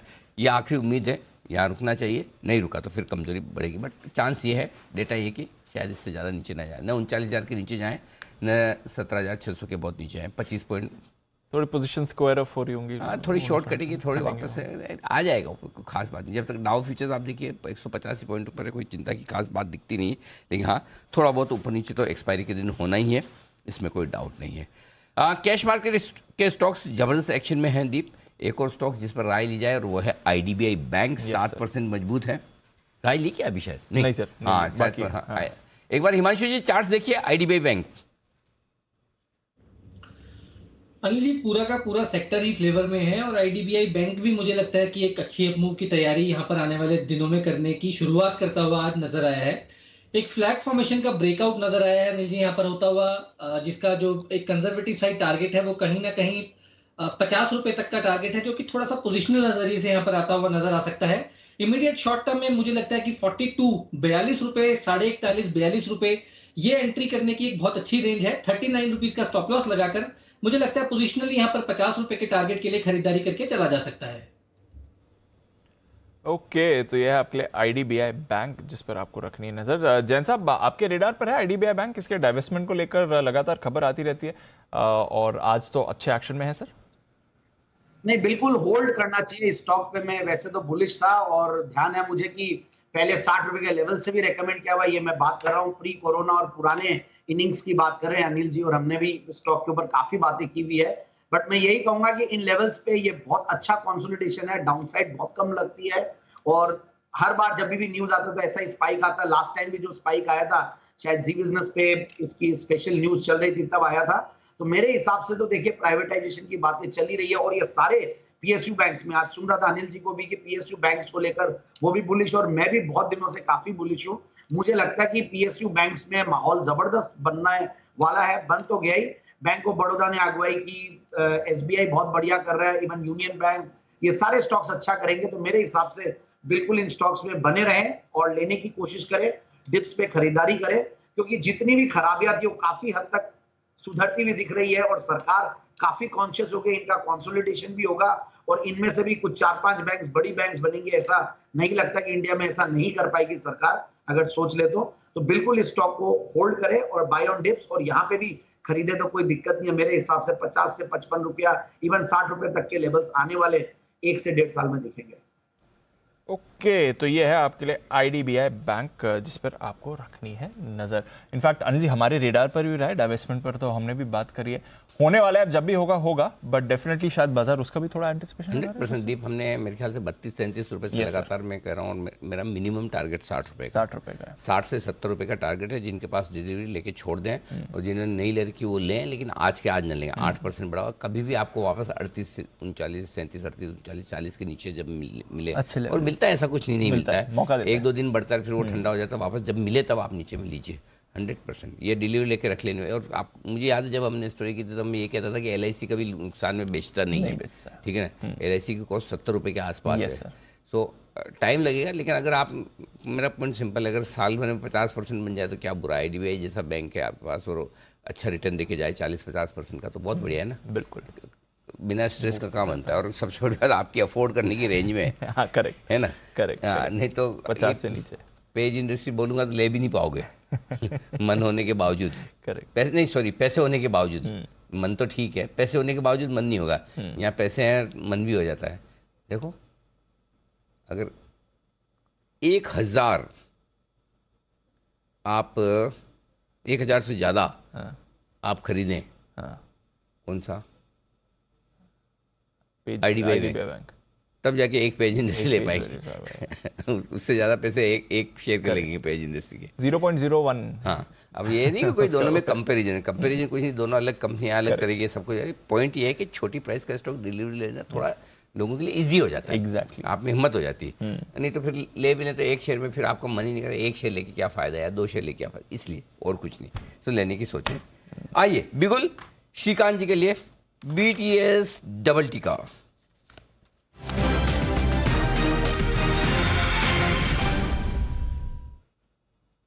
जी सर।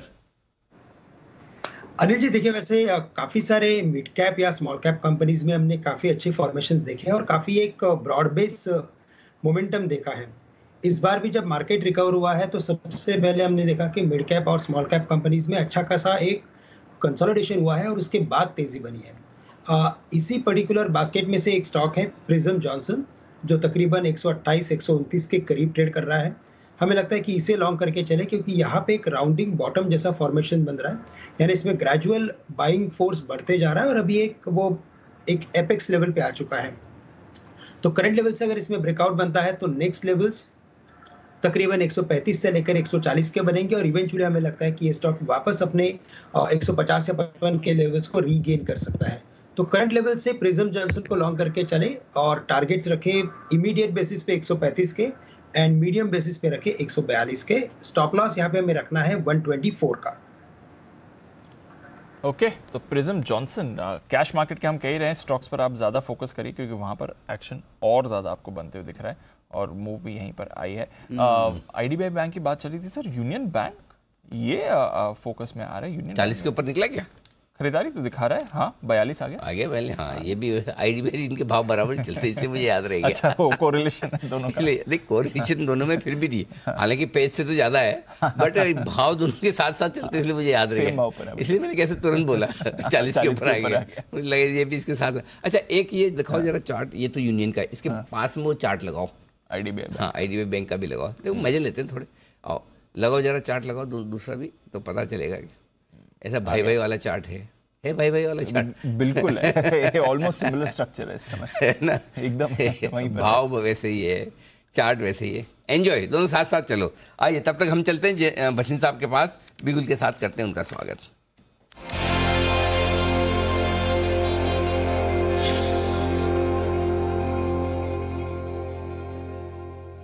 स्वागत है आपका बसिन साहब, नमस्कार सर। थोड़ा ऊपर नीचे एक्सपायरी के दिन जैसा होना चाहिए वैसा हो भी रहा है। बताएं सर, पहले तो जो कॉल्स आपने दिए उसके अपडेट्स, किन लेवल पर आप एक्सपायरी दे रहे हैं, अगर देख रहे हैं, अगर वो बताना चाहें, और साथ ही फिर मैं लेता हूं आपसे नई कॉल से। बताएं सर। गुड आफ्टरनून अनिल जी। तो एक्सपायरी अब आपके सामने है, 17,740 बिक गया। यहाँ से कोई 17,600 700 ये ठीक है, इतनी एक्सपायरी तो होगी क्योंकि ऑप्शन राइटर्स बहुत हैं। तो जो स्क्वीज होना था वो हो गया, and now you R be having the highest close in the last 5 months. अब आपको अटकली अपने आप देखनी है कि 1-2 दिन के लिए जो डेवलपमेंट है फेड की, वो ऑलरेडी यूएस मार्केट ने प्राइसिंग कर दी है। I am looking for a weaker dollar and a stronger global currencies, तो EM markets will outperform. तो कोई दो राय नहीं, 18,200-300 से पहले ये रुकेगी कि नहीं।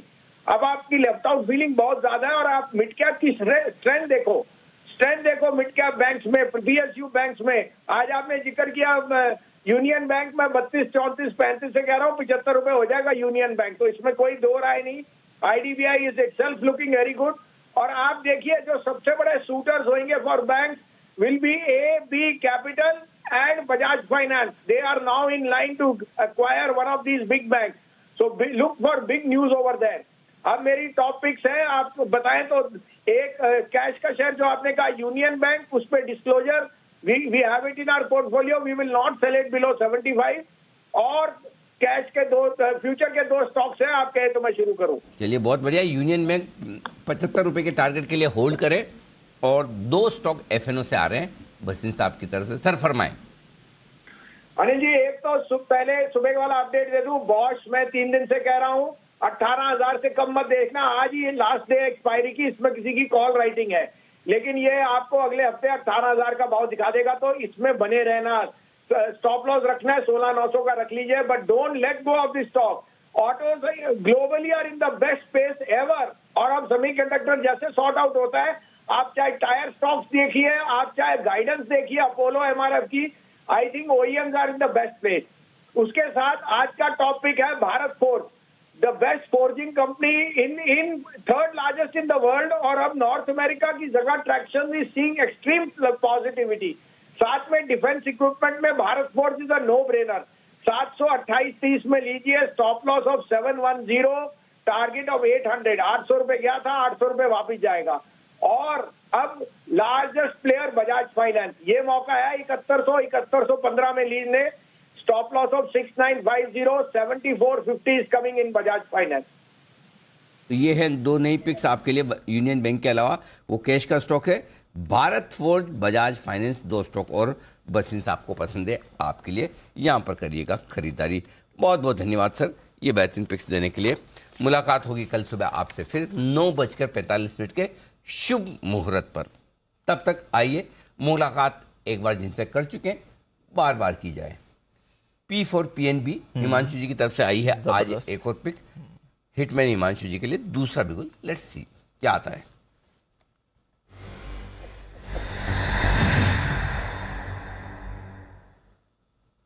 जी हिमांशु जी बताएं सर। एक और खरीदारी का स्टॉक है, और खरीदना है पीरामल एंटरप्राइजेस का सितंबर फ्यूचर, जो कि अभी 2050 के आसपास करंटली ट्रेड कर रहा है अनिल जी। यहाँ पर स्टॉप लॉस लगाना है 2030 का, टारगेट रहेगा 2080 और 2105। मुझे लगता है अनिल जी पीरामल एंटरप्राइजेस में अगर आप स्पॉट का चार्ट देखें तो यहाँ पर एक क्लियर कट स्टॉक एक कंसोलिडेशन जोन से बाहर निकलता हुआ नजर आ रहा है। स्टॉक ने सुबह एक अच्छा मूव दिया, उसके बाद एक नैरो कंसोलिडेशन साइडवेज यहाँ पर बनते हुए नजर आई, और अब वापस से स्विंग हाई यहाँ पर निकलता हुआ नजर आ रहा है। मुझे लगता है ये स्टॉक स्पॉट लेवल्स की अगर मैं बात करता हूं तो 2100-2120 तक के लेवल्स दिखाने का पोटेंशियल रखता है, जो कि स्टॉक का 200 दिन का मूविंग एवरेज है। तो यहाँ पर पिरामल एंटरप्राइजेस में BTST के तौर पर खरीदारी करके चलने की सलाह है। Okay Piramal, Anil ji high conviction call था 100% कुछ समय पहले। डीमर्जर के पहले आपको लेना है, और डीमर्जर के पहले 1825 रुपए के आसपास, जहां तक मुझे याद है 1825-1850 के रेंज में रखा। 10% तो वैसे ही बन गए दीप 7 दिन में, मुश्किल से 7-8 दिन की बात है। और जिस दिन डीमर्जर का रहेगा या तो आप उस दिन प्रॉफिट बुक करिए, ताकि आपको अगर डिलीवरी नहीं रखनी है और डिलीवरी रखनी है तो आप आराम से 2500-2700 के आसपास के लेवल्स के लिए रखिए। मेरे ख्याल से कुणाल जी, राकेश जी ने भी 2300 से 2500 के टारगेट दिए थे, तब मैंने बहुत स्ट्रॉन्ग ऑब्जेक्शन लिया था कि छोटे दे रहे हैं। क्यों कुणाल जी? बिल्कुल अनिल जी, मैंने और राकेश जी ने भी खरीदारी की राय दी थी और यहाँ राउंडिंग बॉटम पैटर्न बन रहा है, बड़े समय बाद आउट परफॉर्मेंस शुरू हुई है, इसका भी जिक्र किया था। तो अनिल जी पूरी तरह सहमत है कि वो लेवल्स आपको आते हुए दिखेंगे, तो बिल्कुल गिरावट में इसको खरीदारी करके चलना चाहिए। 2250 मेजर रेजिस्टेंस है, वहां तक स्टॉक जाना चाहिए। तो चलिए, ये है राय आपके लिए। मजबूती के साथ पिरामल एंटरप्राइजेस तेजी करने को तैयार, 2080 2105। निफ्टी के निशानेबाज नितिन मुरारका तैयार है हमारे साथ।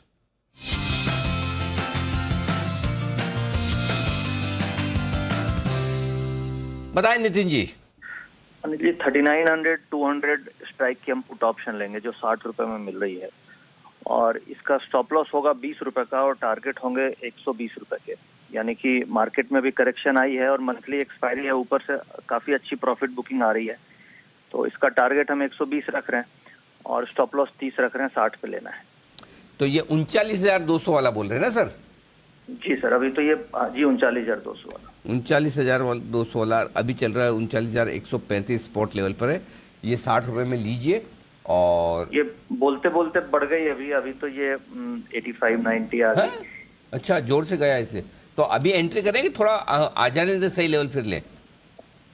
अब यहाँ पे करना है तो अगर छूट गया तो फिर हमें 39,100 पे टारगेट करना चाहिए, वो 28-30 रुपए में मिल रही है। अच्छा। 0 ट्रेड ले रहे हैं, क्योंकि लास्ट में अभी 45 मिनट्स हैं, तो अनवाइंडिंग काफी तेजी से आ सकती है। ओके, तो 39,100 यहाँ पे अटेम्प्ट लेते हैं 30 रुपए में। हाँ। स्टॉप लॉस इसका 0 का रखेंगे, टारगेट 70 का रखेंगे। ओके, चलिए, तो 39,100 का ले लीजिए, क्योंकि पिछले कुछ मिनटों में तेजी से घटा है। सेंसेक्स निफ्टी दोनों लाल निशान में जा चुका है, बैंक निफ्टी अभी भी हरे निशान में है, लेकिन दोनों बाकी इंडेक्स नीचे आ चुके हैं लाल निशान में। ये है आपके लिए। और डाउ फ्यूचर्स भी 200 पॉइंट ऊपर थे, 150 रह गए। कोई खास नहीं गिरे डाउ फ्यूचर 50 पॉइंट, लेकिन हमारे बाजार में क्योंकि एक्सपायरी का दिन है, 3 दिनों से अच्छी तेजी हुई, तो थोड़ी प्रॉफिट बुकिंग आना तो बनता है। 39,100 39,100 का पुट ऑप्शन खरीदना है 28 रुपये में, 0 स्टॉप लॉस, क्योंकि हीरो या 0 है। 70 रुपये का टारगेट लेकर आप यहां पर कर सकते हैं खरीदारी। अब 17,600 के नीचे जाने की तैयारी करता हुआ दिख रहा है निफ्टी, और बैंक निफ्टी भी 39,150 के आसपास है। आखिरी कुछ मिनट बेहद इंटरेस्टिंग होंगे। लेट्स सी क्या कुछ होता है। बिल्कुल बिल्कुल सर, आखिरी कुछ मिनटों के एक्शन के लिए हम जा रहे हैं तैयार, और थोड़ा बाजार अब नेगेटिव टेरिटरी में भी आपको आते हुए दिखे। देखते हैं अब यहाँ से कैसा एक्शन दिखेगा। कोरोमंडल सुबह से कमज़ोर है और अभी भी आपको दिख ही रहा है कमज़ोर है, हालांकि सुबह के लेवल से थोड़ा रिकवर ज़रूर हुआ, बट अभी भी आपको भारी गिरावट दिखा रहा है। बालकृष्णा में ऊपरी स्तरों से आपने एक स्लिप आते हुए देखा है। एक बार वागले साहब से इस पर भी राय ली जाए। वागले साहब, थोड़ा वॉलेटाइल हो रहा है इस समय काउंटर बालकृष्णा इंडस्ट्रीज, जरा चार्ट देखें सर इसके। दीपांशु वीक है, पैटर्न वीक है, मल्टीपल बॉटम्स इसने ब्रेक किए 2100 के आसपास के, तो मेरे हिसाब से ये लेवल पे भी बेचा जा सकता है, और ऊपर में 2100 के ऊपर जाएगा तो काट लीजिए, वो स्टॉप लॉस होगा। मुझे लगता है ये 1950 तक जाना चाहिए। पैटर्न बहुत ही वीक है, पैटर्न बहुत ही वीक आ रहा है। नज़र रखते हैं जहाँ तक बालकृष्णा का सवाल है इस समय। बैंक्स थोड़ा आपने देखा है ऊपरी स्तरों से मुनाफा वसूली यहाँ पर आती हुई दिखी है, बट एक काउंटर जो डेज हाई पर ट्रेड कर रहा है, सिटी यूनियन बैंक 6% ऊपर है इस समय। सुमित जी जरा देखें सर, सिटी यूनियन बैंक, बाकी बाजार से कोई इसको इफेक्ट नहीं पड़ रहा है इस समय। मजबूत है दीपांशु, आज बैंकिंग स्टॉक्स में एक अच्छा मूव ही देखने को मिल रहा है, तो सीयूबी के अंदर एक अच्छा मूव और बनेगा। अभी 200 रुपए तक का लेवल देखने को मिल सकता है। और दीपांशु, अगर आपको याद हो तो बहुत पहले हमने कहा था, जब ये स्टॉक 120 रुपए के आसपास चल रहा था, यानी करीब करीब 2 महीने पहले की बात है, कि स्टॉक का नाम है कब और ये चलेगा अब। उसके बाद ये वन वे चल रहा है और स्टॉक अभी 190 तक पहुंच चुका है। अभी 200 रुपए तक के लेवल जल्दी आने वाले दिनों में सिटी यूनियन बैंक दिखाएगा। ओके, तो ये है आपके लिए सिटी यूनियन बैंक। लेकिन इस बीच एक अपडेट देना जरूरी है दीप, अभी जो नितिन जी ने दिया था 39,100 का कॉल ऑप्शन 28 रुपए में, पर 70 का टारगेट हिट हो चुका है। 2 मिनट में। हाँ, घंटों का काम मिनटों में। हीरो या 0 ट्रेड, नितिन जी को बधाई, बहुत ही बढ़िया कॉल, एकदम सही वक्त पर उन्होंने दिया। टारगेट हिट भी हो गया और आ भी गया, नीचे आकर वापस अब ऊपर आने की कोशिश करता हुआ दिख रहा है। ओके, एफएनओ में शामिल होने वाले शेयरों की संख्या हो सकती है कम। अब इससे काम बढ़ेगा घटेगा ये तो पता नहीं टेक्निकल एक्सपर्ट्स का, लेकिन हाँ, संख्या कम हो सकती है। क्यों कम हो सकती है, क्या इसकी वजह है, बताने के लिए कुशल गुप्ता हमारे साथ है तैयार, जो रिपोर्ट लेकर आए। कुशल, बताइए क्या वाकई में एफएनओ के स्टॉक्स कम हो जाएंगे? नंबर ऑफ स्टॉक्स कम होने की बात चल रही है सर, और सेबी इस पर गंभीरता से विचार कर रहा है और एक कमेटी भी इन्होंने फॉर्मेशन की है, और जो पैरामीटर्स या जो पैमाने यहाँ पर एफएनओ स्पेस में आने के लिए लगाए जा रहे हैं उसमें बदलाव किए जा सकते हैं। तो डेफिनेटली अगर वो फैक्टर्स चेंज होंगे तो यहाँ पर और ज़्यादा जो 195 की लिस्ट है अभी, वो करीबन 30 स्टॉक्स से कम होती हुई नजर आई। कुछ चुनिंदा स्टॉक्स मैं आपको आगे बताऊँगा कौन से ऐसे स्टॉक्स हैं जो बाहर आ सकते हैं। तो यहाँ पर सबसे पहले तो काफ़ी सारे नियमों पर चर्चा हो सकती है, जिसमें इम्पैक्ट कॉस्ट, पोजीशन लिमिट और साथ ही जो डिलीवरी वॉल्यूम है उसके जितने भी फैक्टर्स हैं, जो लिमिट्स हैं, उस पर बदलाव किया जा सकता है। सबसे पहले मार्केट वाइज पोजीशन लिमिट, ये अभी 500 करोड़ है, इसको बढ़ाकर 1000 करोड़ किया जा सकता है। साथ ही जो एवरेज डेली कैश वॉल्यूम्स है, कैश मार्केट वॉल्यूम्स हैं, वो भी 10 करोड़ से बदलकर 20 करोड़ संभव है। तो अगर ऐसा होता है तो काफ़ी सारे स्टॉक्स इससे निकलते हुए भी नजर आएंगे, या फिर आप कह सकते हैं कि इस पैरामीटर को हो सकता है कि ना मीट करते हुए दिखे। इनफैक्ट मीडियन क्वार्टर सिग्मा जो ऑर्डर साइज है पिछले 6 महीनों की, वो अभी तक 25 लाख का ब्रैकेट रखा गया था, उसको बढ़ाकर 50 लाख का ब्रैकेट भी किया जा सकता है। और साथ साथ जो नए एंट्री के लिए भी जो प्रोडक्ट सक्सेस फ्रेमवर्क है उस पर भी चर्चा करते हुए नजर आएंगे, और 15% या फिर 200 ब्रोकर्स ट्रेड करते हुए नजर आए, जिसमें मिनिमम 75% ट्रेडिंग डे में ये जो लिमिट रखी गई है ये होती हुई दिखे। इनफैक्ट अभी अगर आप देखें तो एफएनओ स्पेस से 195 शेयर्स हैं, और अगर ये शर्तें आ जाती हैं, ये फैक्टर्स आ जाते हैं, तो संख्या इनकी घटकर करीबन 165 स्टॉक्स हो सकती है। तो 30 स्टॉक्स जैसे कि मैं आपको बता रहा था कि एफएनओ स्पेस से बाहर हो सकते हैं। इसमें जो चुनिंदा स्टॉक्स है, 7 स्टॉक्स की लिस्ट हमने निकाली है, जिसमें अबाउट इंडिया स्टॉक्स है। 7 स्टॉक्स की लिस्ट हमने निकाली है, जिसमें Abbott India, Sun TV, Hindustan Copper, Torrent Power, IDFC limited समेत मन्नापुरम फाइनेंस और मैक्स फाइनेंशियल, ये सारे स्टॉक्स हैं जो नियम अगर कड़े होते हैं तो ये बाहर हो सकते हैं एफएनओ स्पेस से। तो ये इंटरेस्टिंग लिस्ट आ रही है। निपॉन तो ऑलरेडी हम देख रहे हैं बाहर जा रहा है, बट कई सारे हाई बीटा काउंटर्स हैं यहाँ पर। आईडीएफसी देख लीजिए, मन्नापुरम देख लीजिए, दोनों ही काफ़ी हाई बीटा है। मैक्स फाइनेंशियल में भी हम काफ़ी ज़्यादा ट्रेडिंग एक्टिविटी देखते हैं, और एज मच एज 30 स्टॉक्स इस रिवाइज क्राइटेरिया से आपको बाहर निकलते हुए दिखेंगे। फिलहाल तो ऑफकोर्स नहीं हो रहा, बट हाँ ये एक स्पेस है जहाँ पर आपको रखनी है नज़र। एक्शन यहाँ पर आपको होते हुए दिख सकता है। बहुत बहुत शुक्रिया कुशल, ये रिसर्च हमारे सामने रखने के लिए। इस बीच थोड़ा और बाजार फिसलते हुए दिख रहे हैं, स्पेशली अब मिड कैप स्मॉल कैप्स में भी थोड़ी आपको गिरावट आती हुई दिख रही है। तो पहले एफएनओ स्टॉक से गिरावट शुरू हुई, बट अब मिड कैप स्मॉल कैप्स भी इस कैटेगरी में आपको आते हुए दिख रहे हैं। देखते हैं यहाँ से किधर जाएंगे बाजार। वीकनेस थोड़ी और बन रही है इस समय, वीकनेस आपको आती हुई दिख रही है कुछ और काउंटर्स पे भी, जहाँ पर आपको गिरावट आई है। अदानी एंटरप्राइजेस अब 2-2.5% नीचे, इन्फोसिस पर थोड़ा अब ज़्यादा प्रेशर बन रहा है, 1-1.25% नीचे ये काउंटर भी आ रहा है। सडन फॉल आपको इन्फोसिस के चार्ट में दिखा है, अभी अभी ऑफ अ क्लिफ एक तरह से गिरते हुए दिख रहा है। श्रीकांत जी जरा देखें सर इन्फोसिस का चार्ट, ये सडन डिप क्या है सर? बिल्कुल, इनफैक्ट दीपांशु अगर पूरे आईटी सेक्टर को देखें तो वहां पे एक मायूसी बनी है, और मुझे लगता है कि जैसे ये जैक्सन होल की जो मीटिंग है वहां पे हमें लगता है कि जो भी डिसीजन आएगा वो इनफैक्ट काफी ज्यादा इम्पैक्ट अगर किसी सेक्टर को कर सकता है तो वो आईटी को कर सकता है, और इसी वजह से आईटी स्टॉक्स काफी प्रेशर में है, पिछले 10-12 दिनों से प्रेशर में है। और आज के दिन में अगर आप देखें तो यस, अभी आईटी स्टॉक्स लीड कर रहे हैं इस पर्टिकुलर सेल ऑफ को, और इन्फोसिस जैसे 1550 के नीचे ट्रेड कर रहा है, तो जो नेक्स्ट लेवल्स इसके जो साइकोलॉजिकल बन के आ रहे हैं वो 1500 के करीब के हैं। तो 1500 से लेकर 1480 के लेवल्स भी ये दिखा सकता है, और मुझे लगता है कि जब तक इस मीटिंग का आउटकम नहीं आता तब तक हमें लगता है कि आईटी स्टॉक से दूर रहना चाहिए। बिल्कुल, तो चलिए इस मीटिंग के आउटकम पर नजर है। बट अनिल जी, हमारे बाजार तो फिसले हैं, ऊंचाई से अब सेंसेक्स 700 रैंक नीचे आ गया। डाउ फ्यूचर्स की गेन आधी हो गई सर, अभी थोड़ी देर पहले जब हम स्ट्रैटेजी ले रहे थे 200 पॉइंट प्लस ऊपर था, अब सिर्फ 100 पॉइंट ही ऊपर रह गया। तो ग्लोबल मार्केट्स में भी थोड़ा प्रेशर इस समय आते हुए थोड़ी वॉलेटिलिटी हुई, थोड़ा ऊपर नीचे हुआ है, मेरे ख्याल से वहीं से ट्रिगर हुआ है थोड़ा सा बिकॉली। लेकिन अच्छा है, एक शार्प और फास्ट करेक्शन आया है, जो प्राइस वाइज करेक्शन। सबसे बड़ी बात ये कि इस वक्त के करेक्शन का अगर आप कारण ढूंढेंगे तो शायद कोई नजर नहीं आएगा, ऐसा कोई खास, ऐसा भी नहीं कि कोई बहुत ज़्यादा जोर से घटे हों ग्लोबल मार्केट। मेरे ख्याल से एक्सपायरी के दिन के जनरली इस तरह के मूव होते हैं। आप देखिए ना ऑप्शंस में पोजीशन 1.5 करोड़ की पोजीशन बड़ी बनी है, तो थोड़ा भी झटका लगता है तो खटखट वो है ना, मशीन ट्रेडिंग वाले जो ट्रेड्स होते हैं ना वो एक के बाद एक बड़े फास्ट आते नजर आते हैं। तो चलिए 17,450 का जो स्टॉप लॉस है इंट्राडे और क्लोजिंग बेसिस का, उस पर नजर रखिए। अगर 17,450 के नीचे बंद होते हैं तो आपको एग्जिट करना है। ऊपर में 17,726, नीचे में 17,512, यानी कि 200 पॉइंट की रेंज में निफ्टी ने ट्रेड कर लिया। बैंक निफ्टी ने 39,470 से 38,918, यानी कि आप देखिए कितना करीबन 500 पॉइंट की रेंज बैंक निफ्टी की हो गई। ठीक है, बैंक निफ्टी अब फिर से हरे निशान में आता दिख रहा है, तो अच्छे सपोर्ट रेंज में आ रहा है। जिनका पोजिशनल व्यू है वो धीमे धीमे नीचे खरीदने का सोचे, और जिनका डे ट्रेड है उनको तो स्टॉप लॉस हमेशा इसलिए रखने चाहिए ताकि आप रिस्क मेंटेन करके चलें। जी, 650 तोड़ने के बाद सीधा 100 पॉइंट की डिप हमने, वही ना, दिन भर आपको पूरा वहीं तक ट्रेड कराते रहा, और फिर जब एक बार लेवल टूटा तो फिर वो अनवाइंडिंग जो होनी है, ये अगर एक्सपायरी का दिन होता तो शायद आप इतने ज़्यादा और इतने फास्ट नहीं गिरते। लेकिन एक्सपायरी का दिन है तो आज पोजीशन तो आज ही की इसमें बनी हुई ना। करेक्ट। 1-2 करोड़ की जो पोजीशन हर एक लेवल पे हो तो आज ही की है, आज की तो आपको खत्म तो करनी पड़ेगी। और दूसरा ये कि खत्म करने में भी दीप एक होता है कि जनरली अगर आप मशीन ट्रेड, एल्गो ट्रेड नहीं करें तो आप आराम से बैठे रहते हैं, देखते हैं 3:30 बजे देखेंगे, 3:20 पे देखेंगे, लेकिन मशीन में तो लेवल आया खट खत्म। थोड़ा प्रकाश डालेंगे कुणाल जी, जानते हैं? हाँ, कुणाल जी कई बार पहले अल्गो ट्रेड दिया करते थे। डाके जी, कुणाल जी जरा इस पर आज के फास्ट मूव पर प्रकाश डालिए।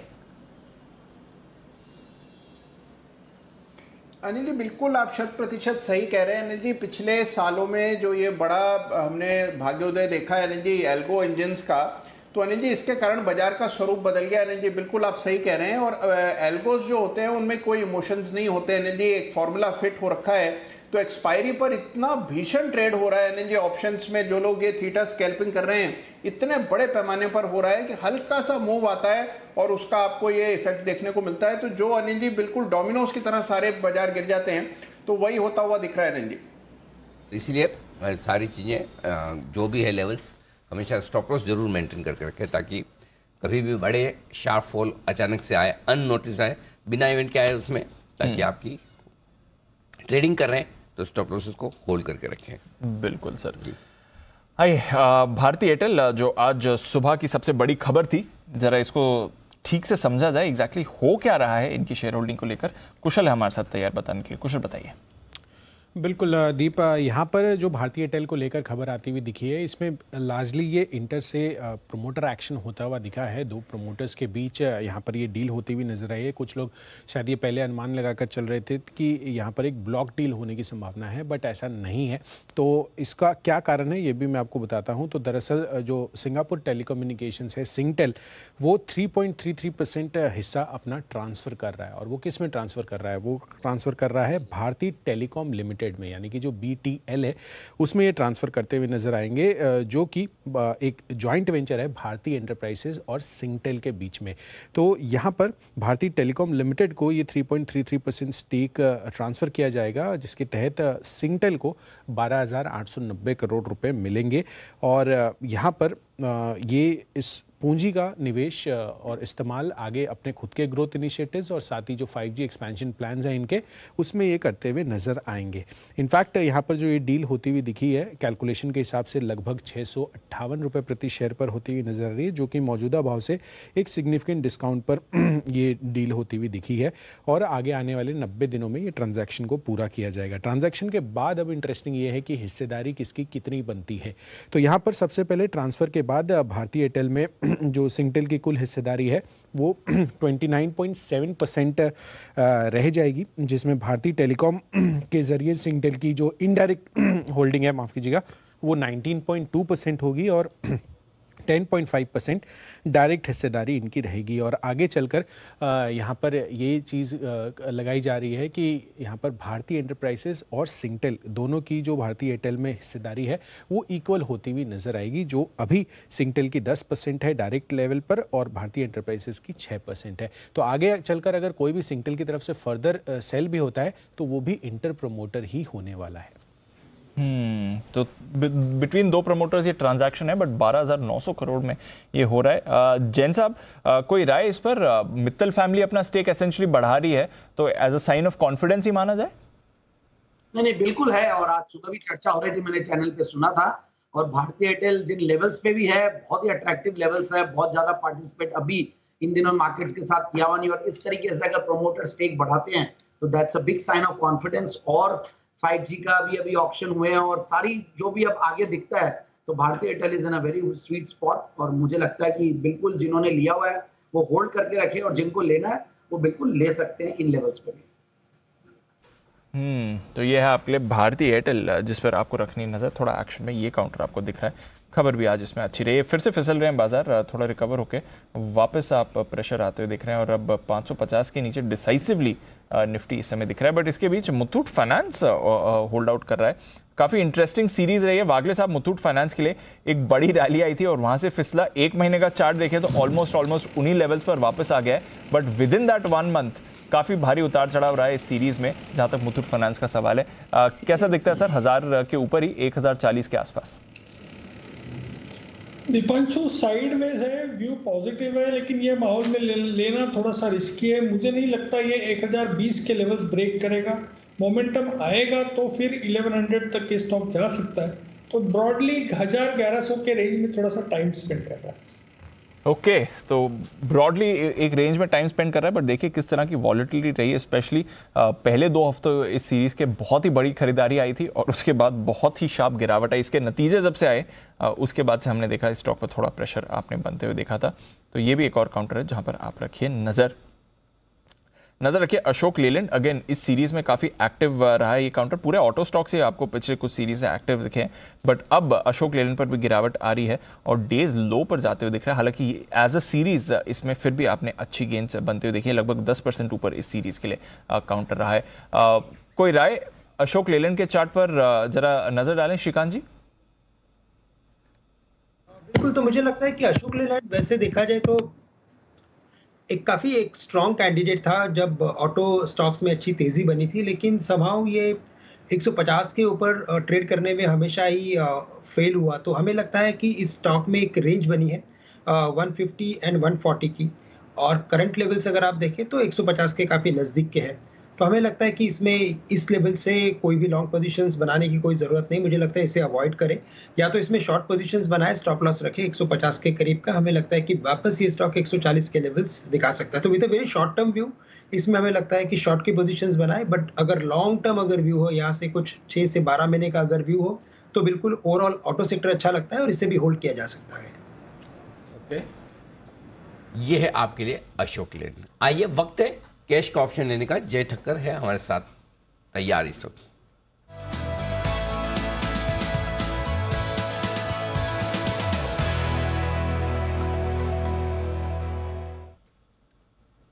जय, गुड आफ्टरनून, बताएं क्या है इरादा? Very good afternoon to you Anil ji. Anil ji, put खरीदने की सलाह है मेरी निफ्टी पर 1 सितंबर की एक्सपायरी का। एक्चुअली अनिल जी 17,750 अगर टच होता तो बहुत ही अच्छा होता। वो वहां पे थोड़ा मिस आउट हो गया। 750 नहीं 726 के आसपास का हाई लगाया निफ्टी ने, बट 102 रुपए के आसपास इनफैक्ट ट्रेड कर रहा है। 17,400 का पुट ऑप्शन निफ्टी का, वो खरीदने की मेरी सलाह है। एंड 102 पे खरीदे। यहाँ पे आपका स्टॉप लॉस जो होगा अनिल जी वो रहेगा 49 का। सो 102 पर खरीदे 17,400 का पुट ऑप्शन 1 सितंबर की एक्सपायरी का 44 के स्टॉप लॉस के साथ। यहाँ पर फर्स्ट टारगेट जो बनेगा दैट वुड बी एट 180, 180 का पहला टारगेट रहेगा and second target will be 220। सो 180 और 220 ये दो टारगेट्स के लिए खरीदना है आपको। 17,400 के स्ट्राइक का पुट ऑप्शन, थोड़ा out of the money put option दे रहा हूँ, जस्ट कीपिंग इन माइंड कि जो हिसाब से शार्प डिक्लाइन आया, even if there is some bounce back then ये ट्रेड में आप बने रह सकते हैं। बट ओवरऑल मेरा व्यू अब अनिल जी ये है कि जो हिसाब से आज एक्सपायरी के दिन ये 17,600 के नीचे निफ्टी बंद होने की पूरी चांसेस है। अगर 17,600 के नीचे इसी तरह बंद हो जाता है then it should be consider as a reversal, जिसके कारण मुझे ऐसा लग रहा है कि 17,345 का जो रिसेंट लोस बने थे वो ब्रेक होने के चांसेस है एंड 17,250 200 तक के लेवल्स भी दिखा सकता है निफ्टी। 17,600 के नीचे निफ्टी वीक है।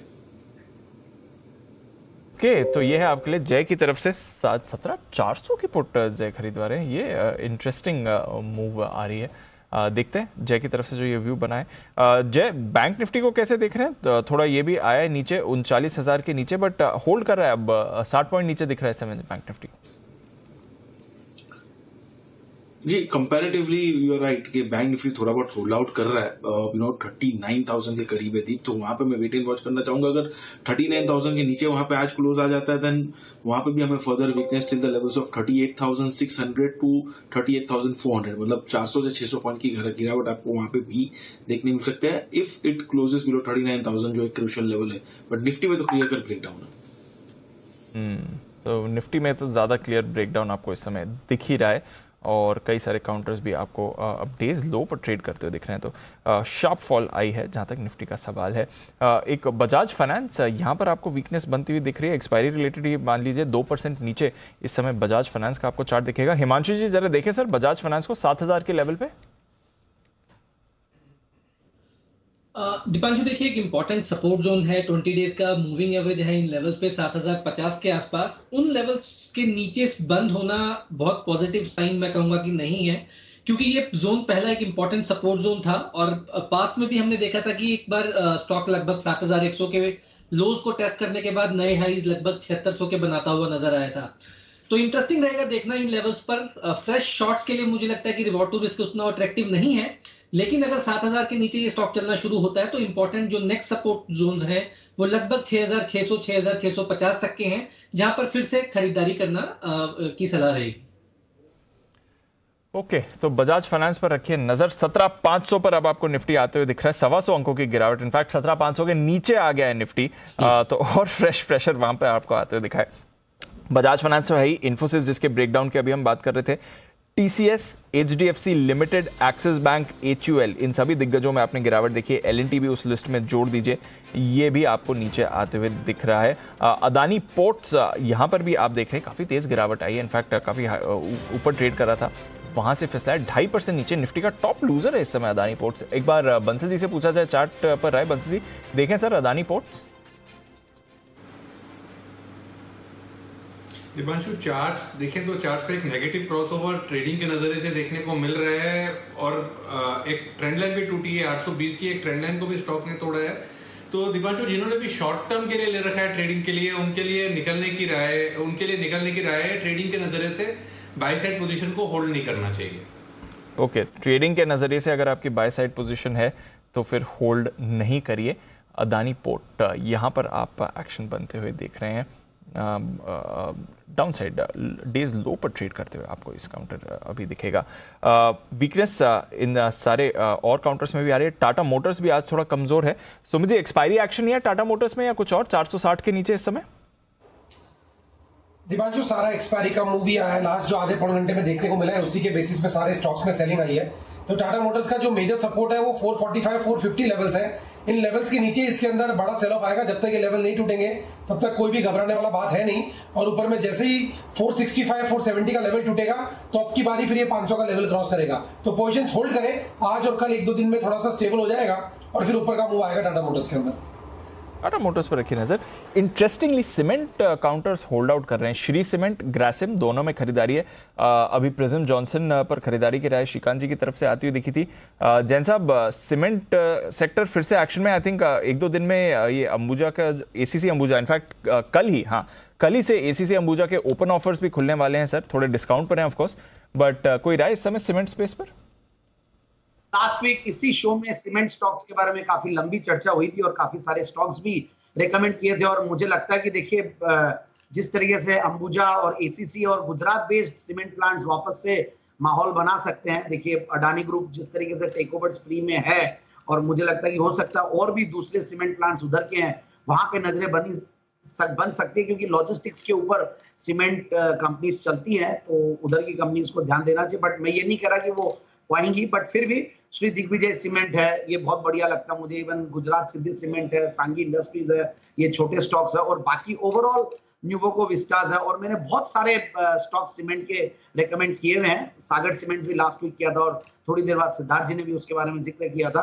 तो सीमेंट स्टॉक की लिस्ट तो बहुत लंबी है। इवन सीमेंट प्रोडक्ट्स वाली जो कंपनियां, कल उनके बारे में बात हो रही थी, जैसा कि Vishakha industries, Sahyadri industries, Everest industries, Hyderabad industries, ये सब चलने वाली कंपनी है। और रैमको इंडस्ट्रीज के ऊपर डिटेल्स में बात हुई थी, एसपीएल में दिया था, तो बहुत अच्छे लेवल्स पे है, डाउनसाइड इज बहुत कम लगती है, तो यहाँ पे ध्यान दें। सो बाय ऑन डिप्स आज ऑलरेडी थोड़ा यूफोरिक तो लग ही रहा था, जिस तरीके से मिड कैप स्मॉल कैप बहुत सारे स्टॉक्स और मेरे भी बहुत सारे स्टॉक्स के टारगेट्स आज अचीव भी हो रहे थे। तो कई स्टॉक्स जब चलने लग जाते हैं, पीएसयू स्टॉक्स और आरसीएफ और ये सब, तो तब डर लगने लगता। मैं जब शो में आ रहा था तो मैंने रिस्क मैनेजमेंट टीम को मैं कह के ही आ रहा था कि जब ये सारे स्टॉक्स चलते हैं तो थोड़ा सा मैं थोड़ा सा कॉशियस हो जाता हूँ। एंड सर्टेनली वो हुआ ही वैसा, आज ऊपर से 150 पॉइंट से लगभग नीचे आया। तो कई बार टोटकिया वाली स्ट्रेटेजी भी काम आती है। ये अच्छी लाइन थी एंड में। अच्छा, एक तो ये वाला है कि जब ये स्टॉक चले, और क्या क्या चीज से आपको ऐसा लगता है कि नहीं अभी टॉप बन गया, खराब होने वाला? मतलब और भी तो होंगे, खाली एक पे तो आप रिसर्च करते हो ना, तो बहुत सारे होंगे ना ऐसे। नहीं, ये तो पक्का अनिल जी की देखिए, जो मैंने पीएसयू स्टॉक्स की बात कही, फिर कई बार मुझे आरसीएफ पे होता, हालांकि मैंने काफी बार रेकमेंड किया वो आरसीएफ, बट वो हर बार जब आरसीएफ 100 रुपए के ऊपर जाता है वहां पे करेक्शन चालू हो जाता है, या पीएसयू बैंक चलने लग जाते हैं, तब ठीक है। अब ये जिंक्स कब टूटेगा पता नहीं। और बाकी जब सारे लोग एक ही स्टॉक के पीछे पड़ते हैं तो वो तो ठीक है, कॉन्सेंसस वाला होता है। बाकी और टोटके अनिल जी मेरे थोड़े अभी ध्यान में नहीं आ रहा है, बट है मेरे ऐसे टोटके, ये बात तो सही है। ध्यान में नहीं आ रहा है? अच्छा, बताना नहीं चाहिए। कोई ऐसे वाले होंगे ना जो टीवी बता नहीं सकते हैं। हाँ, जैसे अभी फॉर एग्जांपल कोई ऐसा पैनल पे ऐसा आदमी है जो कोई एक स्टॉक ऐसा रिकमेंड करे जो हमेशा गलती पड़ता हो या जिसका रिकमेंड करते हैं स्टॉक उल्टा हो जाता, मतलब मार्केट उल्टा हो जाता, ऐसे होता है। वो बताएंगे नहीं जिन साहब, मैं जानता हूँ इस चीज को। या कोई अगर कोई कभी कभी कोई क्लाइंट होता है, कभी कभी कोई दोस्त होता है, करेक्ट, जिस दिन उसका फोन आया कि आज बताओ जैन साहब बहुत तेजी हो रही, क्या लूं, उस बोल के एक आध दिन में टॉप बन जाएगा। ऐसे होता है जैन साहब, है आपके भी? ये आपने पकड़ लिया, ज्यादा समझने लगे हैं। बोला जब ये आदमी खरीदता है, मैं एक्चुअली में होता है ऐसा कि बोला जब ये लोग बाइंग करने आ जाते, और कई ऐसे भी है रिवर्स में, जब वो लोग बाइंग करने आते हैं तो समझ में आ जाता है कि बॉटम आउट हो गया। ऐसा हुआ था 2009 में, हमारे कैबिन में कुछ ऐसे लोग आए, सर्टेनली में बोला क्या बात, आज इतने बड़े बड़े धुरंधर लोग आ रहे हैं, और वहां से एक्चुअली में बॉटम आउट हुआ। और टॉप आउट भी कुछ ऐसा ही होता है। ये टोटके आपने सही पकड़ा नील जी। ऐसे लोगों को सम्मान दिया करें। इन्हीं से पता चलता है कि बॉटम कहाँ बन रहा है, टॉप कहाँ बन रहा है, बहुत बड़ा इंडिकेशन मिलता है वहां से। हाँ, तो मतलब जहां से भी ज्ञान मिले लेना चाहिए। अब उस ज्ञान का इस्तेमाल आपको कैसे करना है वो आपको आना चाहिए, बराबर ना? तो चलिए, फिलहाल 17,500 के आसपास ट्रेड करने की कोशिश करता हुआ निफ्टी, जो आज के हमारे स्टॉप लॉस के लेवल थे, सुबह के एक बार मैं रिवाइज तो कर लूं ताकि लोगों को बताना तो पड़ेगा। 3 हो गया दीप, तो जरा करवा दो बिगुल बिगुल, तो कर लें काम आगे का। बिल्कुल, आइए पहले लेते हैं अनिल जी की मार्केट स्ट्रेटजी।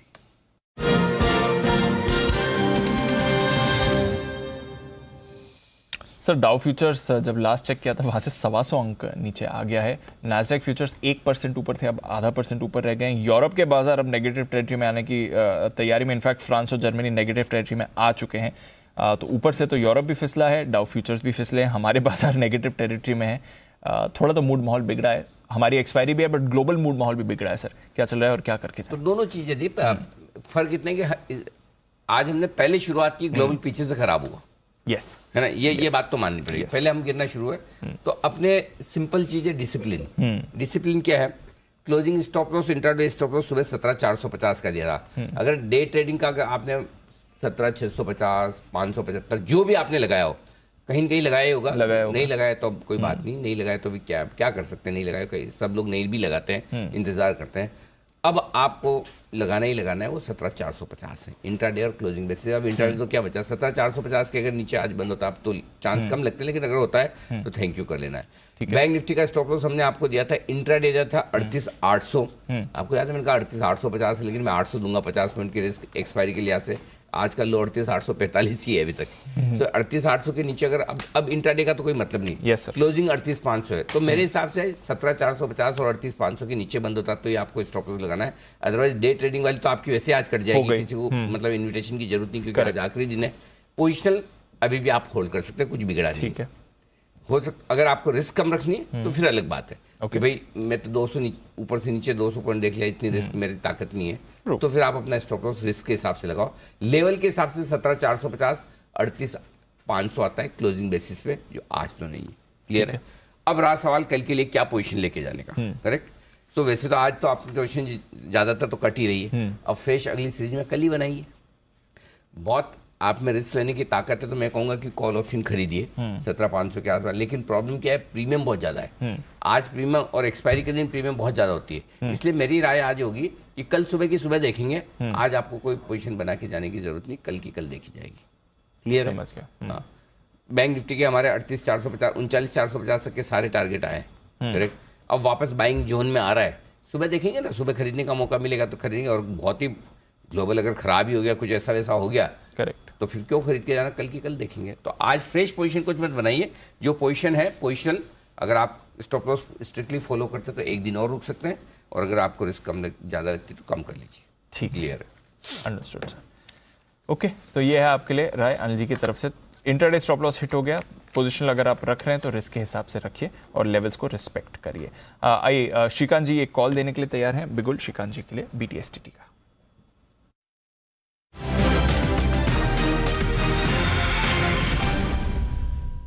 बताएं श्रीकांत जी। बिल्कुल, तो देखिए दीपांशु, मार्केट में एक लोअर हाई जैसा फॉर्मेशन बना है, और ये फॉर्मेशन के बाद अगर कोई सेक्टर सबसे पहले नीचे आया है जहाँ पे लॉन्ग पोजीशंस बनी थी, वो थे बैंक स्टॉक्स। तो हर एक बैंक स्टॉक्स में हमने अच्छी खासी आज के दिन में बिकवाली देखी, और कई सारे स्टॉक अपने कल के लोज के नजदीक आ चुके हैं। तो करंट लेवल से हमें लगता है कि HDFC बैंक को शॉर्ट करके चलना चाहिए, और ये स्टॉक तकरीबन अभी जो ट्रेड कर रहा है वो 1460 1465 के करीब है, और हमें लगता है कि ये स्टॉक वापस एक बार कम से कम 1400 से लेकर 1390 के लेवल्स भी दिखा सकता है। तो करंट लेवल से इसे शॉर्ट करके चले, स्टॉप लॉस रखे 1480 रुपए का। HDFC बैंक का फ्यूचर शॉर्ट करें 1480, ये सितंबर के लेवल दे रहे हैं सर?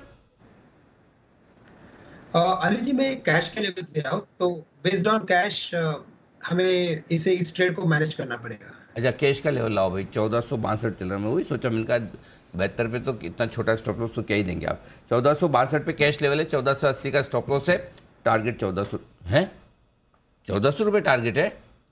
तो बैंक निफ्टी कितना आ जाएगा? 38,000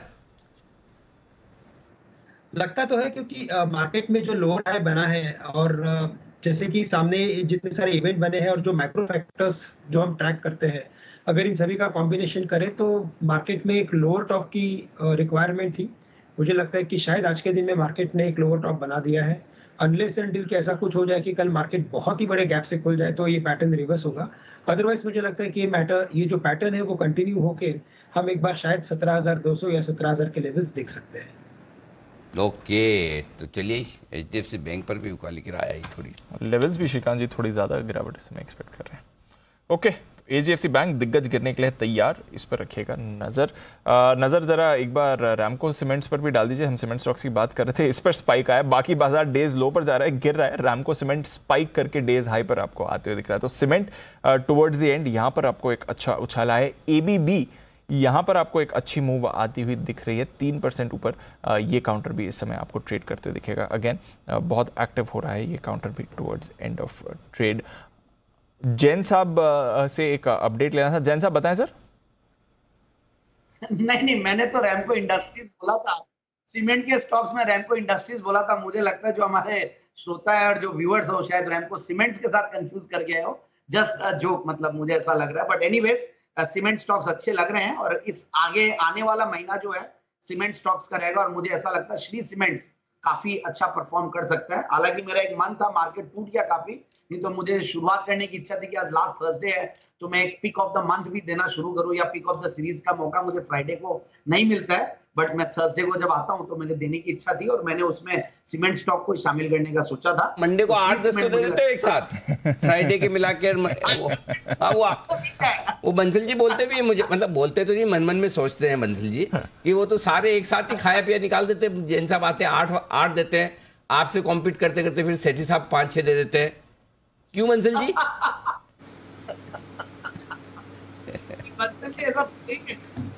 जी बंसल जी।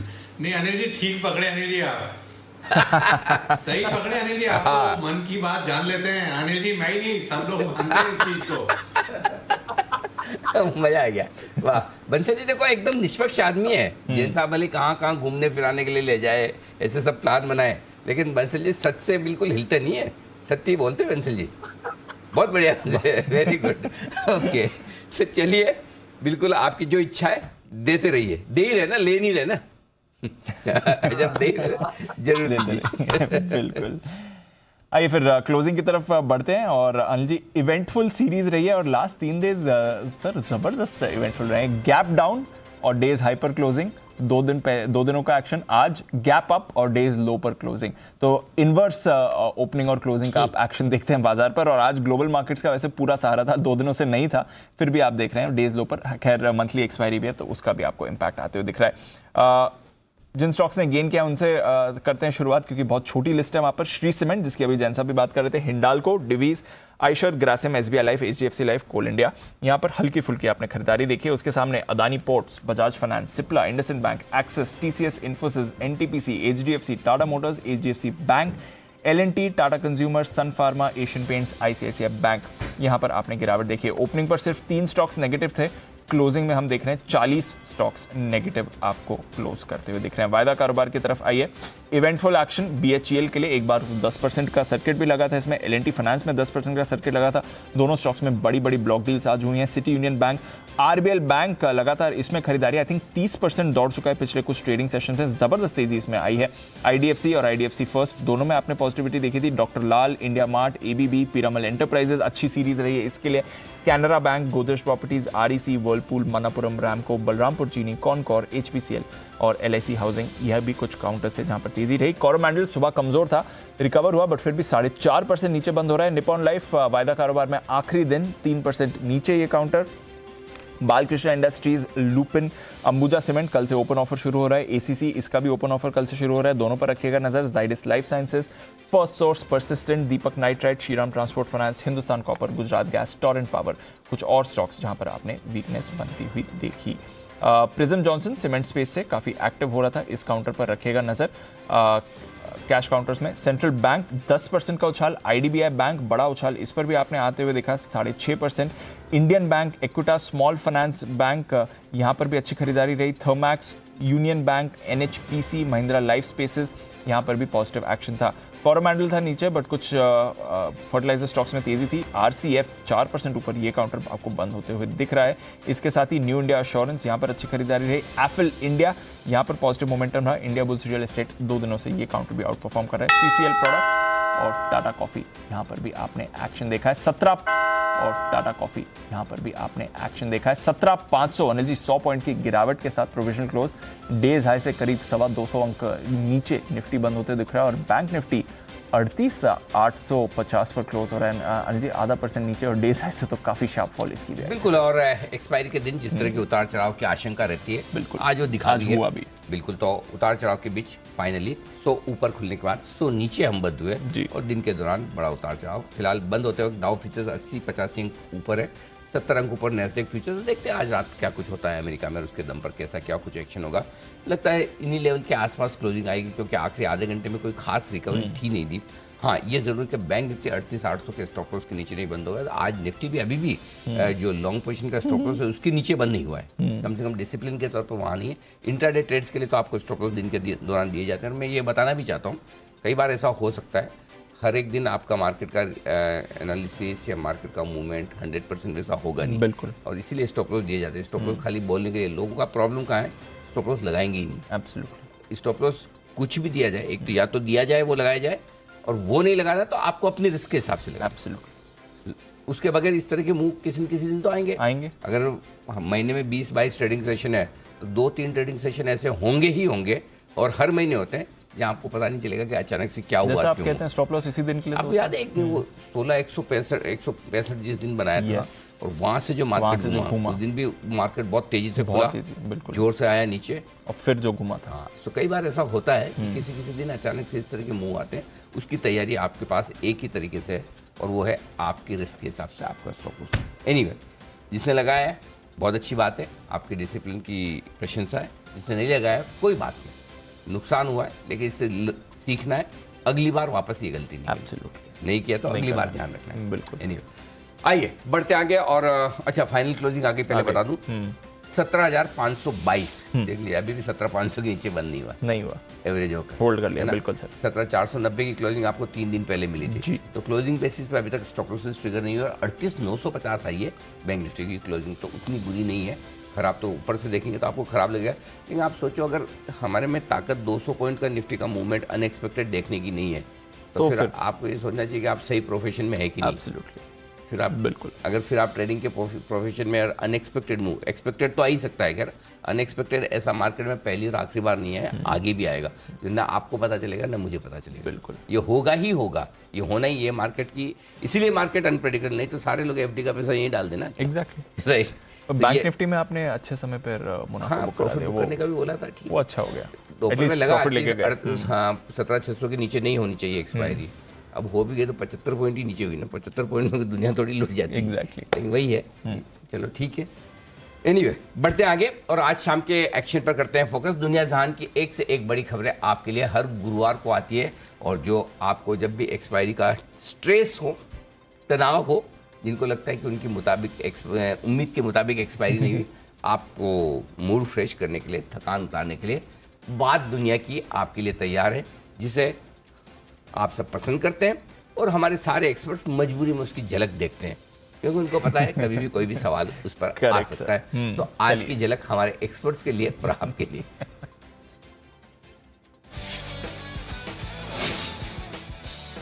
अब चूहे भी चलाएंगे कार। रग्बी का खेल, वो भी पानी पर। रूस में 10 बच्चे पैदा करने पर 13 लाख का इनाम। और कहा उड़ती फ्लाइट में सो गए पायलट्स। देखिए बात दुनिया की, आज शाम 4:26 पर, सिर्फ जी बिजनेस पर।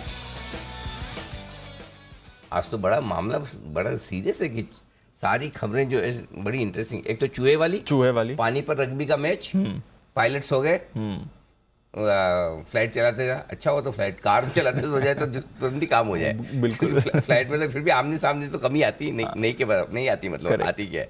पर एयरपोर्ट को शूट कर लिया, एयरपोर्ट से भी आगे निकल गए। अच्छा, टेक ऑफ करते सो गए लैंडिंग से पहले। 3 और कौन सी थी? रशिया वाली। जबरदस्त। रशिया का वीजा लेने के लिए लाइन लग जाएगी ऐसा लगता है। 10 संतान पैदा करने पर 13 लाख। अब रुपए के रूबल है, पता नहीं, जो भी है, लाख तो है और 13 भी है। 10 पर 13। ओके जी, किस किस को कौन कौन सी स्टोरी पसंद आई, जरा हाथ खड़ा करें। जी जैन साहब बताइए। अनिल जी, आज मैंने चारों लिख लिए थे, ऐसे तो मैं जो पसंद आती है वही लिखता हूँ। 1 2 3 4 5 क्रम वाइज।